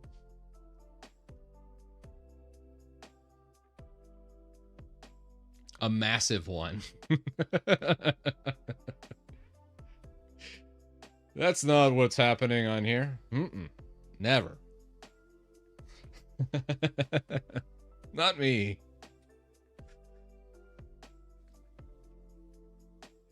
Be proud of the watermark. Well, so honestly, I don't care about the watermark. It's more of just turning dark mode on for chat. Because chat's like, my eyes, the light mode. I honestly could just rock the watermark indefinitely. So, I mean, it's kind of cool. I will say with Windows 10 and Windows 11, at least they don't have the shutdown. You guys remember like the Windows 7 days, you got like 90 days, and if you didn't activate it, it basically shut you down, and that was it. So it's cool that at least Windows 10 and 11, yeah, sure, it spies on you a whole bunch more, and the telemetry's completely gone out of control, but at least it doesn't shut you down. It just adds a watermark in the lower right-hand corner saying activate Windows. So we got that going for us. There's my good job. You know.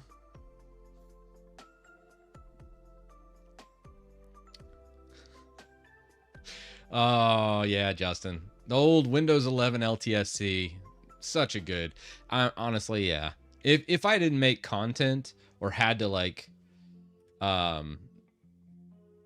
do stuff for YouTube, I probably would just rock the LTSC version as well. It's probably the best modern version of Windows out there.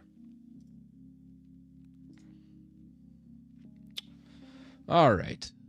We're good to go. Boom. Dark mode enabled. You're welcome, chat.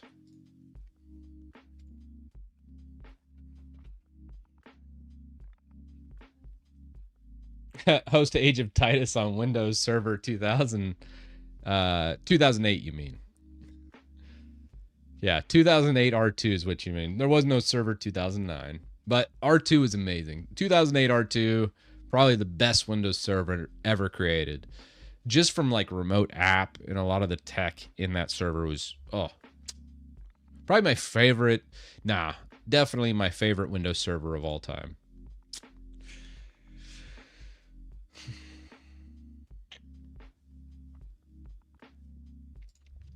Okay, so now we'll run the old Windows util.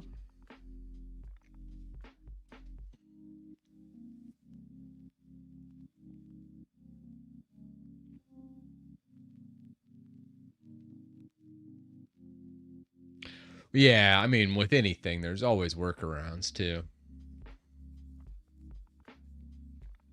Just dual boot and use Windows 10 for the editing the video. Yeah, so I like the dual boot setup, and I think, frankly, if you're new to Linux, I think you should dual boot starting out, and then eventually, I think you'll find stuff that either you can just move it all to Linux, or you'll find you won't use it as much. Now, for me, I still like to do this with like the PCI pass-through, but I understand that's cost prohibitive for many. Let's see. Task view, search button, center, widgets button, gross. Sticky keys is awful. Mouse acceleration, what am I, a caveman?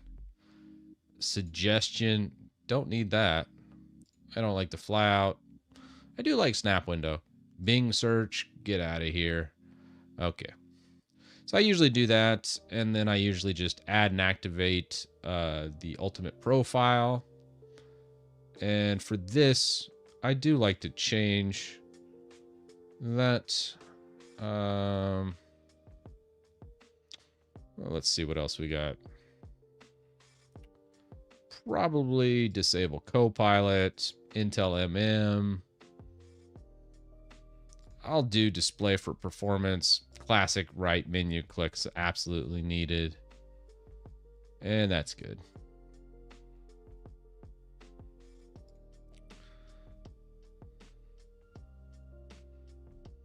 Do we have a regression here?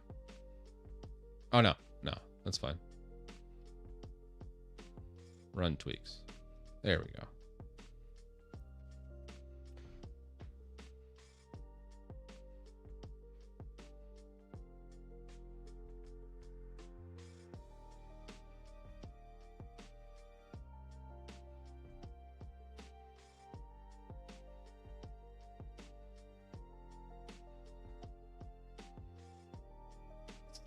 Oh, yeah. Should have tried the dark mode with no activation. That's true. I think it would have actually bypassed it because it's registry settings. So I think it would actually be okay.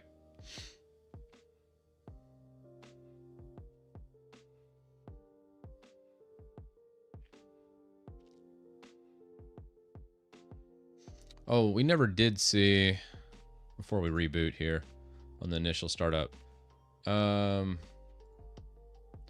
about 130 processes. We'll see what this cuts it down to. I would imagine like 70 or 80.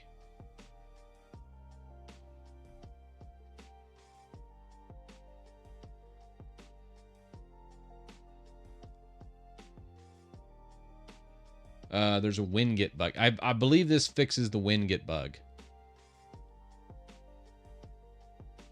Oh, the YouTube chat is dead.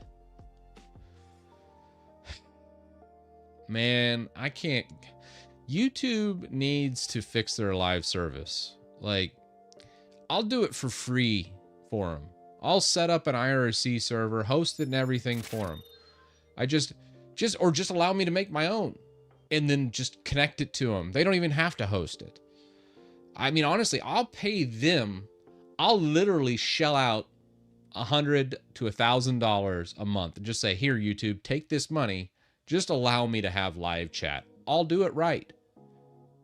I absolutely, like, it's not complicated. Chat has been a thing since the 90s. I've hosted many servers.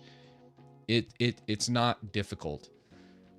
And the fact that YouTube live chat has so many issues just drives me up a wall. Like, what are they doing? Anyhow, I could just rant and rave about it forever.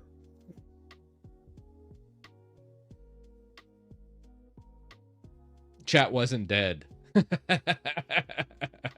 Okay, good. YouTube chat's all like, hey, we're still here, man.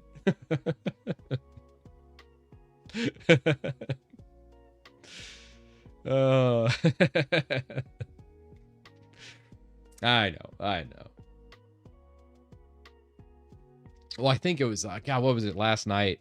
I was streaming, and I think it was, this is one of my lesser channels, and I kept getting rate limited by YouTube chat, and I was just screaming at the screen. I was like, are you kidding me? Really? I can't even set up a third-party tool to monitor chat. Wow. Okay. Just defeated. This is what a defeated face looks like.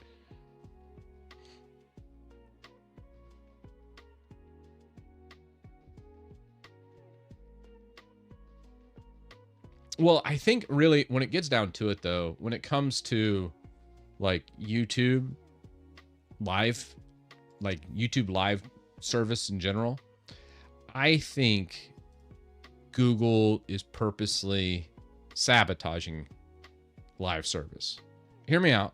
I know some people are like, wait a second, they've offered people millions of dollars and all this to come to just stream on YouTube live. I think when it comes down to it, I don't think they want YouTube live to work, because when they invested all that time and money, most of it was pre-pandemic or right at the pandemic, before shorts really took off for them. And once they figured out, oh, shorts is a cash cow and we get to keep all the revenue from it, well, we'll just do that and we'll push that. And then they realized that live streaming just in general is really expensive to host and it's very cost inefficient. So huge cost, very little benefit, not quite as advertiser friendly, and they don't make as much money from it. And I think once they figured all that out, they're like, yeah, how about we just not improve the live stream experience and make it terrible so more people will just use Twitch? Let Twitch deal with that. I feel like that's what's happened.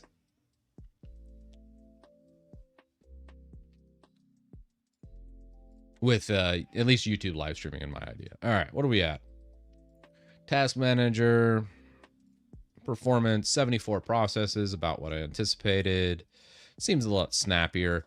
I probably would do like, let's see, did we get QMU and then, oh, I don't even think I did a guest agent. I'm seeing doubles on my cursor here. It did grab all that. So probably would shut this guy down.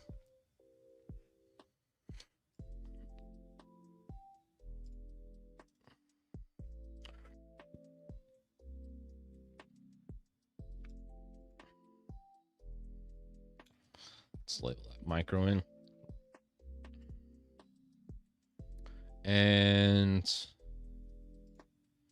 channel spice. I would add another spice agent. I don't think so on this one. Oh, Dennis, thanks for the tier 1. Completely missed you there. I think my audio is off. Need to check. Did I miss anybody else? Okay, good. All right.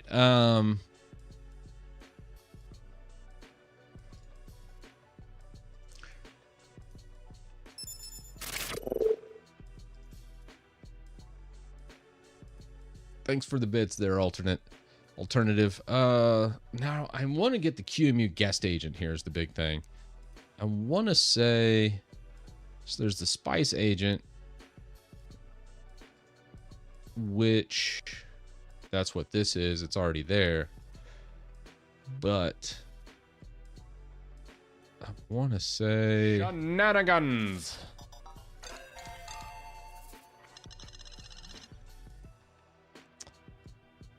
Okay. What happened to this? Rux! Thanks for resubbing, man. Ah, Rob! Whole bunch of streamers. All right, man.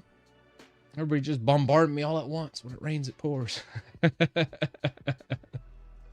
Oh, man. All right, take it easy, Rob.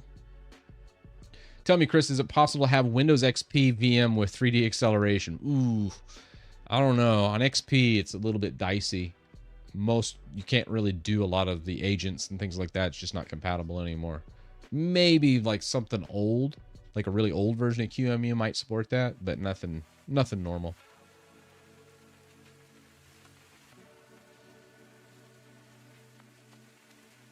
Yeah, right now, guys, for anybody that's joining from Rob's stream, we're just setting up and testing a new Windows VM in QMU.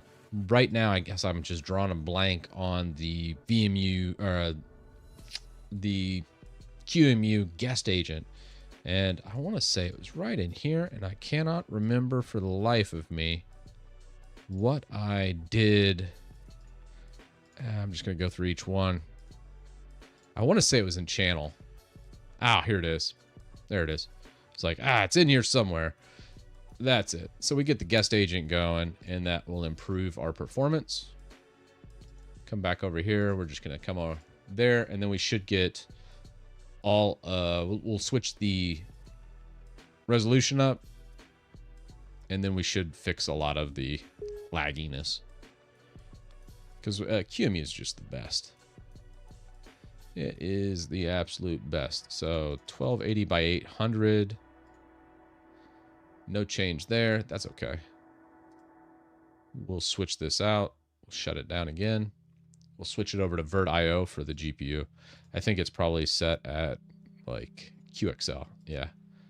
Go VirtIO. You don't get full GPU acceleration because it is Windows after all. You can do GPU accelerated, full GPU acceleration directly through VirtGL on Linux VMs. So if that's your jam, you can do that. The Incus project, to be specific. What's your opinion on it? I don't think I've even seen that project. Let's look it up. I think Edge comes baked in here. What was it called? You guys aren't trolling me, right? Let's see. Powerful container. What is this, like Docker on steroids? Powerful system container and virtual machine manager. A lot of activity. 34,000 commits. How have I not heard of this? 18 hours ago is the last commit. A modern, secure, powerful system container and virtual machine manager provides unified experience for running and managing full systems inside containers and virtual machines. Incus supports images and large number of Linux distributions. Built around a very powerful yet pretty simple REST API. Scales from one instance of a single machine to a cluster in a full data center rack, making it suitable for running both workloads in development and production. Wow. Wow, wow, wow. All right.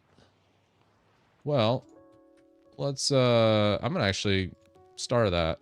I need to look at that more. I appreciate that. LXC.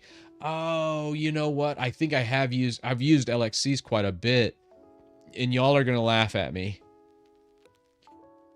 But hear me out. I made a video and this bombed on YouTube. So I probably won't actually do a YouTube video over Incus, but when it comes to LXC, the big thing is Chrome OS uses LXC like crazy. So I was messing around with a lot of the Linux containers, specifically on how it passed a lot of the GPU acceleration through the containers in Chrome OS. Like you could load up Arch and get dang near native performance in a lot of graphical applications with this container system. And I want to say this is actually sponsored by Google, maybe. I might be completely off on this. Please correct me if I'm wrong, chat. But I do remember LXCs and utilizing this. And it could be Google just grabbing this. Where is this from? Who's the backer?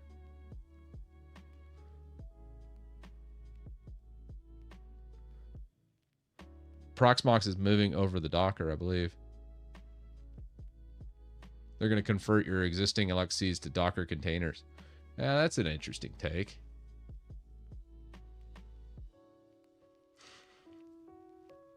Well, regardless, very cool. I do want to install and try that out. I kind of want to do a benchmark. I'll probably leave this microwin up right over here. Let's fix our display. Come on. All right. We are missing. Oh, here's something I need to add to Windows utility.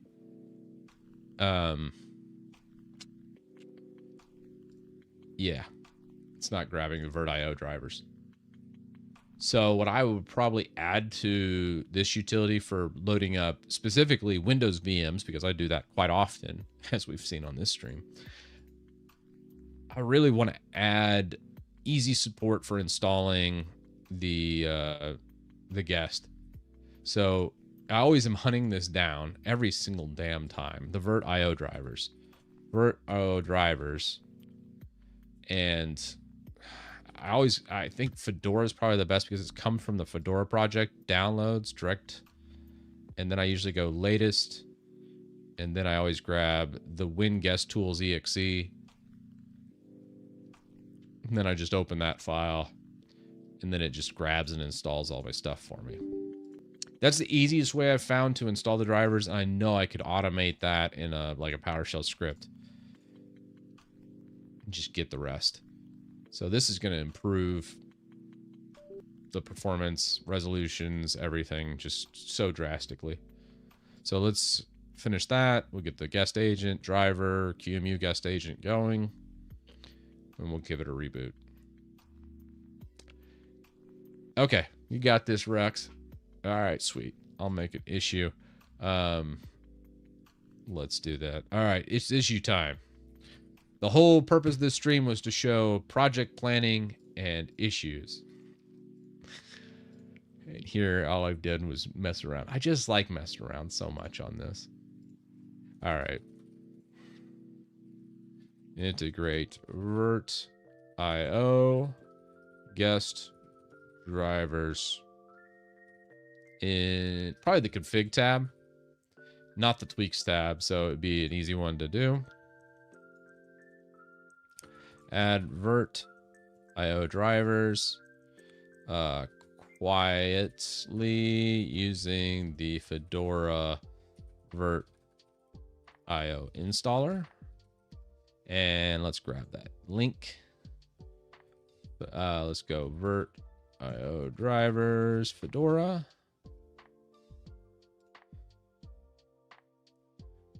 Let's go there, latest, and we're going to grab this whole link.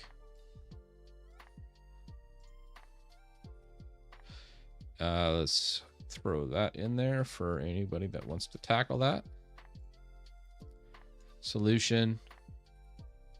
Install for a new Windows VM that is using QEMU. Also, guys, I've said this a lot on stream. You remember how I used to, like, if you're doing Windows as a host, let's say you're not running Linux like me, and you want to launch like a Arch VM or whatever it might be. I gotta say, VMware Workstation Pro has turned to crap. I used to recommend VMware Workstation Pro all the time, but ever since Broadcom bought out VMware, that product has just turned to poo almost overnight. I was trying to mess around with something on Workstation Pro just the other night, inside on my Windows host, and I was launching my Arch instance, and I was going through it, and I was like, what the hell's going on with this? And I realized that the newest installation, or the new install from Broadcom, has a lot of issues, or I was having a lot of issues, even so much more than, like, you remember how I've always cracked on like Oracle VirtualBox? VirtualBox was better than VMware Workstation. I was like, what is happening? This was always so much better. And then the performance was just not there. I mean, VirtualBox still was crap. Don't get me wrong. VirtualBox still sucked, in my opinion. But where VMware Workstation Pro used to be really good, I was paying the $300 license back in the day, and I don't know. I don't know if it was just that specific configuration or that install of it, but it was problematic, and I ended up just using Hyper-V. Totally agree. I moved to Hyper-V since it required the Windows host for it to work. Yeah, and Hyper-V has been good, but Hyper-V's kind of it doesn't have nearly as many whiz-bang features, not as user-friendly, but I'm familiar with Hyper-V, so I just switched to that. Obviously, it gives the best experience. And I already did a video. If you're interested in this, actually, since there's somebody that mentioned it in chat about Hyper-V, if you do want to run Linux in Hyper-V, I don't think I've published this yet. I've shown this before in the past. Let's go to website. We'll pull, okay. I want to say Linux. Is it enhanced session? Shoot. What was that? Yeah, there it is.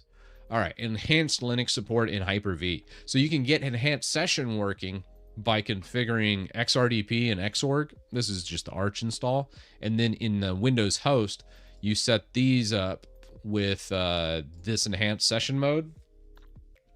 And then inside the guest, the Arch guest is what I was using. I set up my DWM instance like you see here with XRDP. And this was just a script I was using for it. I'm meaning to make a video on it. It's just taking me a little bit. So anyways, yeah. Very cool. But you do get a lot more acceleration. I think it was 3 acceleration, audio pass-through, larger resolutions. I wanted to go from 1080p to, in that machine, I'm using 1440p. So 1080p kind of sucks. kind of blows everything up. So larger resolutions, the full acceleration, and then audio pass through, and then also the shared clipboard. So adding all these things were huge for me. That's where I did Hyper-V Enhanced Session. It's kind of how I ended up doing it. Let me see. I think that should, I'll just leave something in chat. So if anybody does see this in the last stream or wants to mess around with Enhanced Session using Hyper-V, highly recommend it. Huge benefit. No, not WSL can suck my nuts, man. Terrible. I hate WSL. This is not that. Yeah, I just, WSL is fine for a lot of things, especially like if you're just looking for like syntax and things. But a lot of times I like miss the flow of Linux and my window manager and a lot of just layout. I want to go full screen and just forget I'm in Windows in my Windows host. I know, I'm weird. So that was the whole point of Enhanced Session. Yeah, here we go. This is just like a draft because I haven't actually published this yet, but I'm going to link it in chat for everybody. And that will help you out. So if you do want to mess around with Enhanced Session, this is just kind of a quick thrown together article. I haven't workshopped it much yet, but I wanted to eventually do a YouTube video, and I just wait until the day that I get around to doing that. And let's finish this issue. All right, I think that's good. Let's submit a new issue, enhancement, good.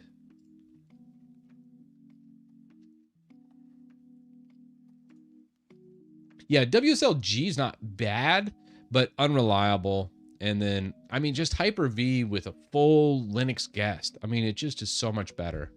Yeah, than anything I've done. Because a lot of times on that inside machine, I am constantly using a lot of Windows-based features, specifically like Resolve with all its compatibility. Because you don't have feature parity between Linux and Windows. Windows just is better because Resolve releases more features for Windows. So that's the whole point of me using that one. And then the inside machine's where I do most of my gaming. So obviously Windows is the solution for those two things. But when it comes to programming, when it comes to just general using, like browsing the web and those types of things, I really, really like being in Linux a lot more. So this kind of scratches that itch. So when I'm in there, I can just launch into that, go full screen, and then just forget I'm in Windows. And I'm like, this is so much better because it gives me this layout. Yeah, and WSL is not bad in a pinch too. So it really isn't. Yeah, I don't know why Resolve's so bad in Linux. It's kind of a bummer. I mean, it's not. I mean, it's better than nothing, mind you. Like, I would still use, if I was full-timing Linux all the time, I still would use Resolve. You just lose specifically like AAC, which I already switched to Opus, so that's not really a problem in my regard. And then probably the biggest thing is the auto upload feature to YouTube. Oh man, it saves me so much time. I love that feature. And then like any kind of baked in stuff for Resolve, like, what was that? Resolve templates. I think it was like VX Motion or something. I can't remember. No, not Motion Array, not Envato. That kind of sucked. Motion VXVax, that's it. Yeah, so if you do these guys, they don't support Linux, and getting a lot of the templates, like let's say you buy the templates from Motion VFX, getting those into Linux can be kind of problematic because there's some proprietary stuff in there. Okay, so we have that. We created that issue. Let's go display settings and look at that. We got us a pretty looking screen. We got full blown graphics, everything looking good. This is our micro win, all nice and fixed up, all nice and pretty. Now, what are those settings? It looks like, oh, sign into your Microsoft account. You'll be able to back up files and photos. They'll keep them secure for us. Do we trust that? I don't know about that. I'm not 100%. Feels like a scam.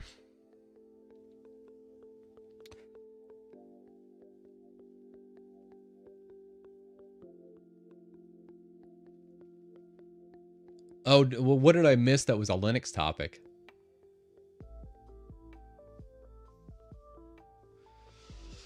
I mean, I like DistroBox.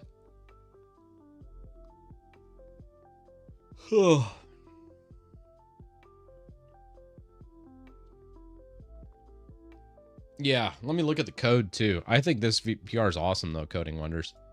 I think it's very solid.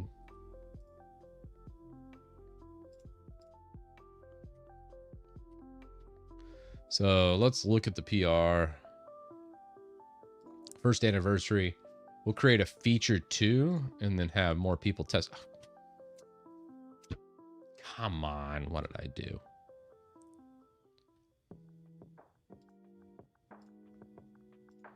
Man. Where are you at?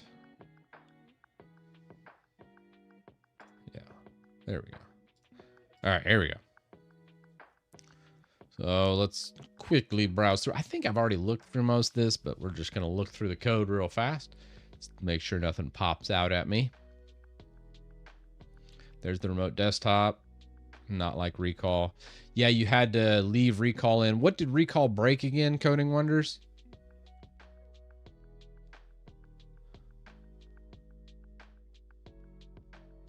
Patch DWM with CFAX and move stack essential product. I think I already did that. I thought, Peter. I need to take a look. Hey, Chris, I'm probably a few YouTube videos behind, but are you daily driving Linux now? Well, I've always been kind of daily driving it. I also have Windows. I kind of go back and forth. The File Explorer, it reverted it to Windows 10 look. Okay, so recalls a dependency on the new File Explorer look. Oh, that's fantastic. Disappointed. But not surprising. I'm just disappointed. All right. Get that. Move those guys up there, it looks like. And then switching these in case someone installs it on something other than C drive. That's a good fix.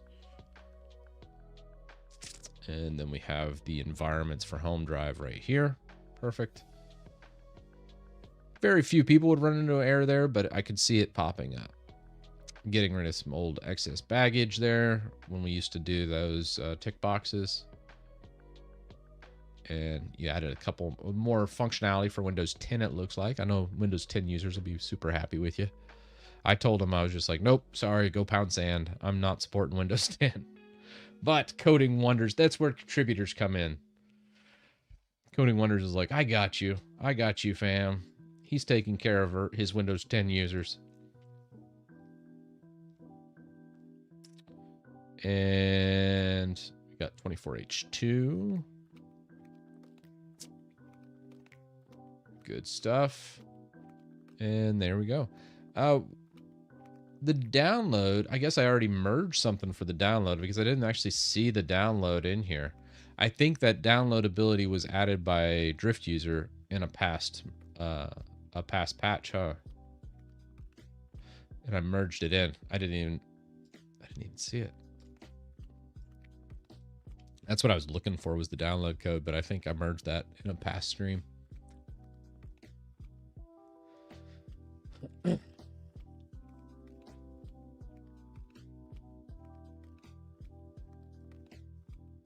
I can watch this video, chat, read a PDF, and code on my tiny 1440p monitor. I'm using a 1080p monitor. You are actually, I feel a little bit assaulted verbally, you saying your 1440p monitor's tiny. Because if it means your monitor's tiny, what does that call mine? Like, is it a micro monitor?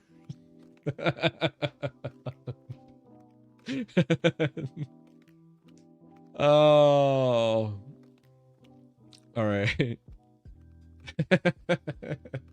So the whole reason for the 1080p is strictly for live streaming. I will say on my gaming, whenever I'm streaming inside on the gaming PC, that is 1440p. I would prefer 1440p, but inevitably I always forget scaling and those types of things. So I'm like, oh, okay. Yeah, I have half the pixels. I mean, I guess I could scale that down, but then it would just, I'd have to constantly be scrolling up to make everything legible for chat. Oh man, this looks great, Coding Wonders. I think this will be its own independent release. So let's do that. Let's go actions. Pre-release. Run the workflow. And let's see what we get.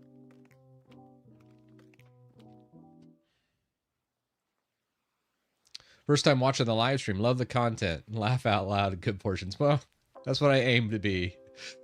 Definitely, I try to be as entertaining as possible, and I just try and say exactly what comes to my mind.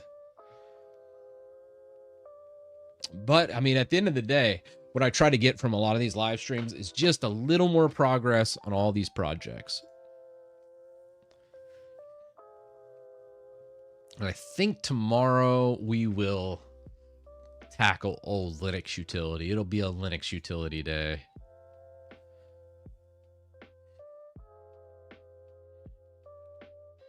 $28.59 so far. Oh no. Okay, let me look. This is good. Oh yes, I've seen this. This is what Drift User's working on. So Coding Wonders just wrapping up the completion of Microwin, or kind of like an anniversary update. Just some quality of life, more of a polish than like massive feature improvement. But here's what Drift User's working on from the install tab. Now this is a massive rework, but check this out. I love it, because the big thing was there was just too much stuff and we needed some kind of search and install. And I think something like this would be pretty good. Now, I might do... I'm trying to think of... Some people are going to want like the giant list. Might do like a consolidated version. But overall, this is a fantastic start.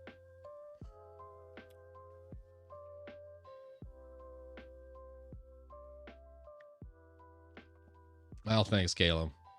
You guys are awesome.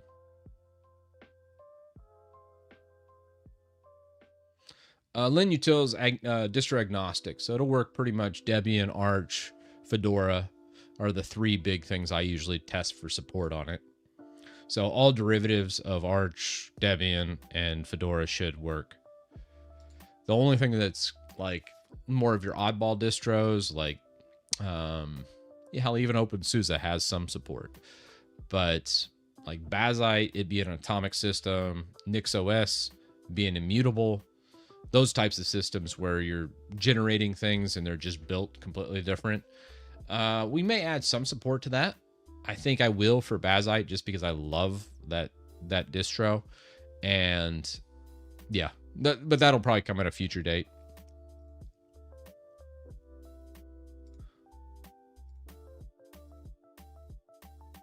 Oh, so it can power... I thought we did that. Did we not get the PowerShell 5 one?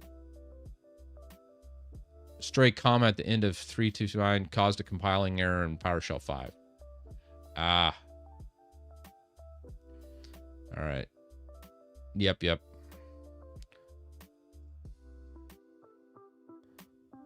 Oh, gosh. Yeah, look at that. Good catch, Rux. Appreciate you, man.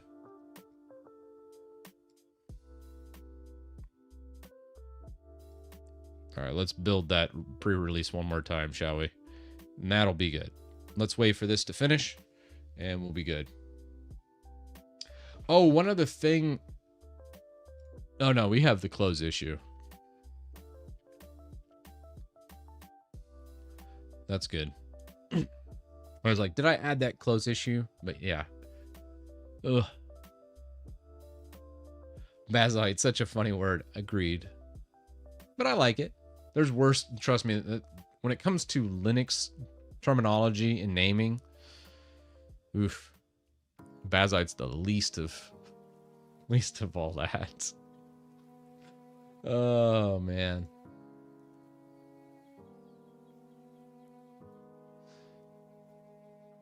Yeah, PowerShell 7 is the latest.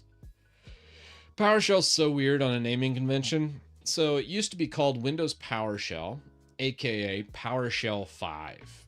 And then came PowerShell Core. And PowerShell Core is PowerShell 7. And why they call it PowerShell Core is because it can be installed on Linux and Windows. So it's more compatible with more operating systems. I know it sounds like blasphemy installing and using PowerShell on Linux, but it's doable. And I've done it. But that's the difference in the terminology and why you have PowerShell 5 and PowerShell 7.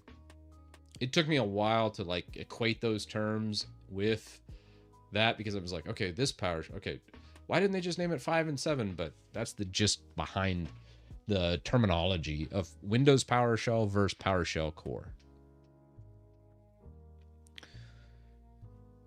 But why Microsoft Logic? GIMP is a good name. True. Microsoft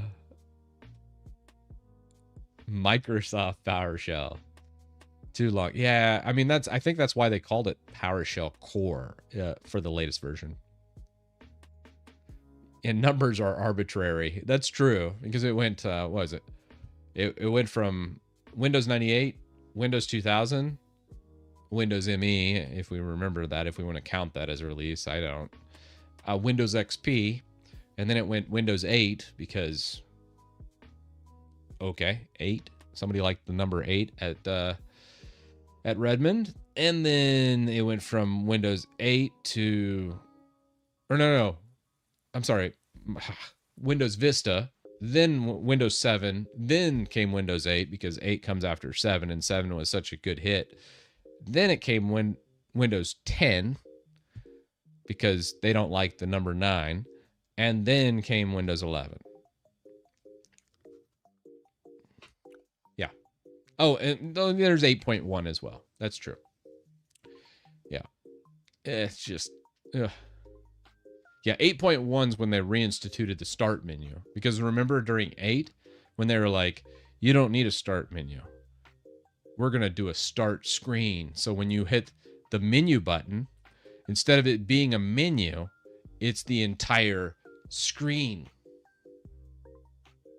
How much drugs do you think that guy was on when he was like, dude, check this out. I've got a menu. But what if, instead of using a functional menu, we take up the entire screen? Bro, that's so good. You deserve a raise. He's like, I know. That's why I'm a Microsoft employee.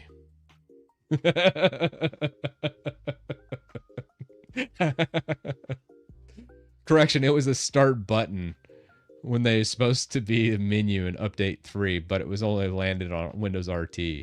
I just remember updating to Windows 8, and when you hit the start button, it launched full screen.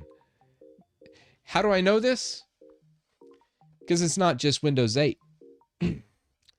You want to know what the most maddening thing is? When your server crashes and you're just upgraded from, the best Windows Server release, Windows Server 2008 R2, to Windows Server 2012. When the same crackhead decided to put it in the server version. They put full screen menus in the server version.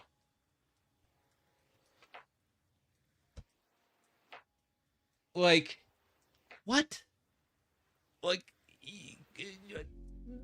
the absolute insanity sometimes by the Microsoft decision. It's like nobody had a brain at all at any spot in that decision-making thing. I can get behind sometimes the residential going off the collar, but Windows Server 2012, the very first version, when I updated, I was just like, what the fuck is this shit? Are they joking? Am I getting trolled by somebody right now? Because it sure feels like it. That was wild.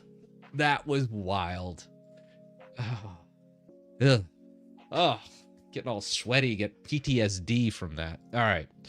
Let's check this release. Make sure we got Rux's stuff in here.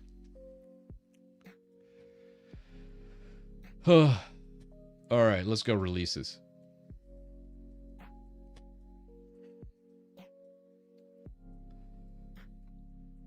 All right, we'll dump this draft. So here's our pre-released 10.7 today. We got the hot fix feature from Rux. We got the special anniversary from Coding Wonders.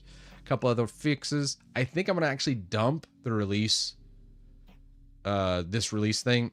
It seems to duplicate too much stuff with everything. So, yeah, sad to say, I think I will do that. This was a pre-release on the 1st. I never did make that the full release. It was run about 3,000 times, but I think what we'll do is dump this pre-release. Delete. And then we're going to just roll it all up into 10.7 with the hotfix and the first anniversary special for Microwin. And then we have all the extra stuff. And that should be good. I'm going to let this go for probably, let's give it a day or two. And then we'll go from pre-release and push this to the latest version with the latest after we get some people trying it out. But I think that's where we'll go with this guy.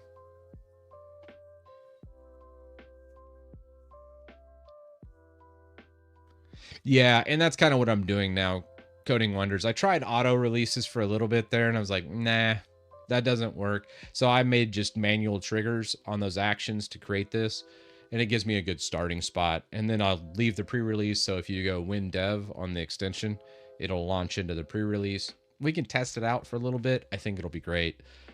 Based on most of the things we added from the last pre-release on the 1st was the micro win and then the hot fix for PowerShell 5 from Rux.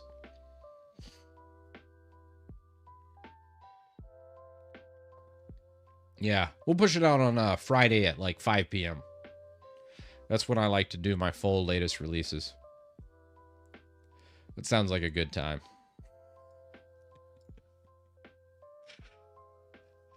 And I'm not kidding. The release should be named Microwin Anniversary Edition. All right, we can do that. Let's go release.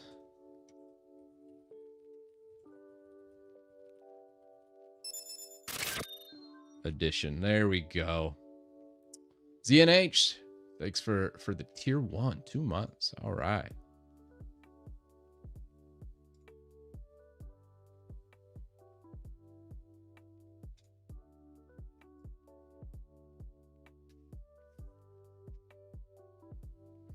Push to prod on a Friday. Well, I might do it a little earlier actually, because I'm not gonna be. Well, I'll be around this weekend.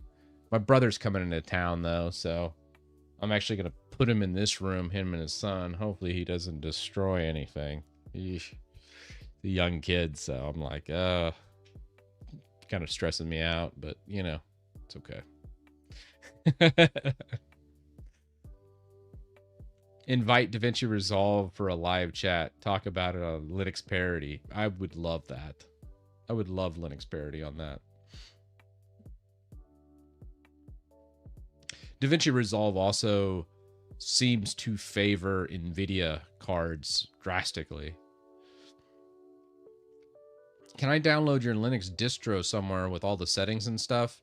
I like how it's configured and I don't want to configure one myself. I think eventually we're going to get it that way. I'll probably, with DWM Titus, I'll probably have it where it pretty much auto installs and then does it all the configuration of how I like it. And won't do it necessarily right out of the gate, but it would be like you have to run one command and then select something through a menu, and then it would install all my stuff. So that'll eventually get there. Probably about a month away from that being a reality. One of the parity issues is DVR on Windows. AMD is more usable. Yeah. I did notice that when I have NVIDIA cards in Linux, it does a better job on a lot of the rendering.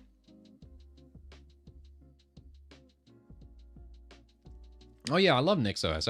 I actually did a good video on the main channel about Nix. So. Oh. Wrong button. There we go.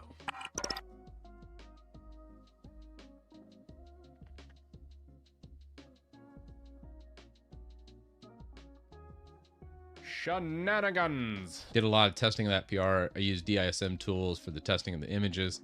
That's something I cover in the anniversary celebration presentation. All right. Nice, Coding Wonders. I appreciate all the hard work, man. Yep, I think we're done for the day. I think we're going to call it here. We're in a good, stable spot. Everything looks great. And I think we're solid for a good new MicroWin Anniversary Edition release. And we'll see how this goes. If anybody in chats wants to try it out, you can just do christitus.com/windev and just execute that from your prompt instead of just /win And this is the dev branch. We'll let this go for a couple days, let about 1,000 or so runs through. And then if everybody's like, looks good, which I'm pretty sure they will, we'll go with the latest release, probably sometime around like Wednesday, Thursday, I would imagine. We'll push this to the latest release. And I think probably, I won't do a video on this release probably. I'll roll this release, and then whenever Drift user finishes the revamp of the install of the programs, because those two things together would be a massive difference from the last video I did, which was only like a month ago. And then tomorrow is going to be the Linux utility. I need a palette cleanser after my Windows. You know, got to do a chaser to kind of wash down that bad aftertaste of 24H2. So tomorrow's going to be Linux for sure. We'll tackle some probably Linux utility things. Heck, I might. We never know. Never know. It's something Linuxy though. I just know that. So, all right, y'all. Take it easy. Have a good one. I'll see y'all tomorrow. Peace.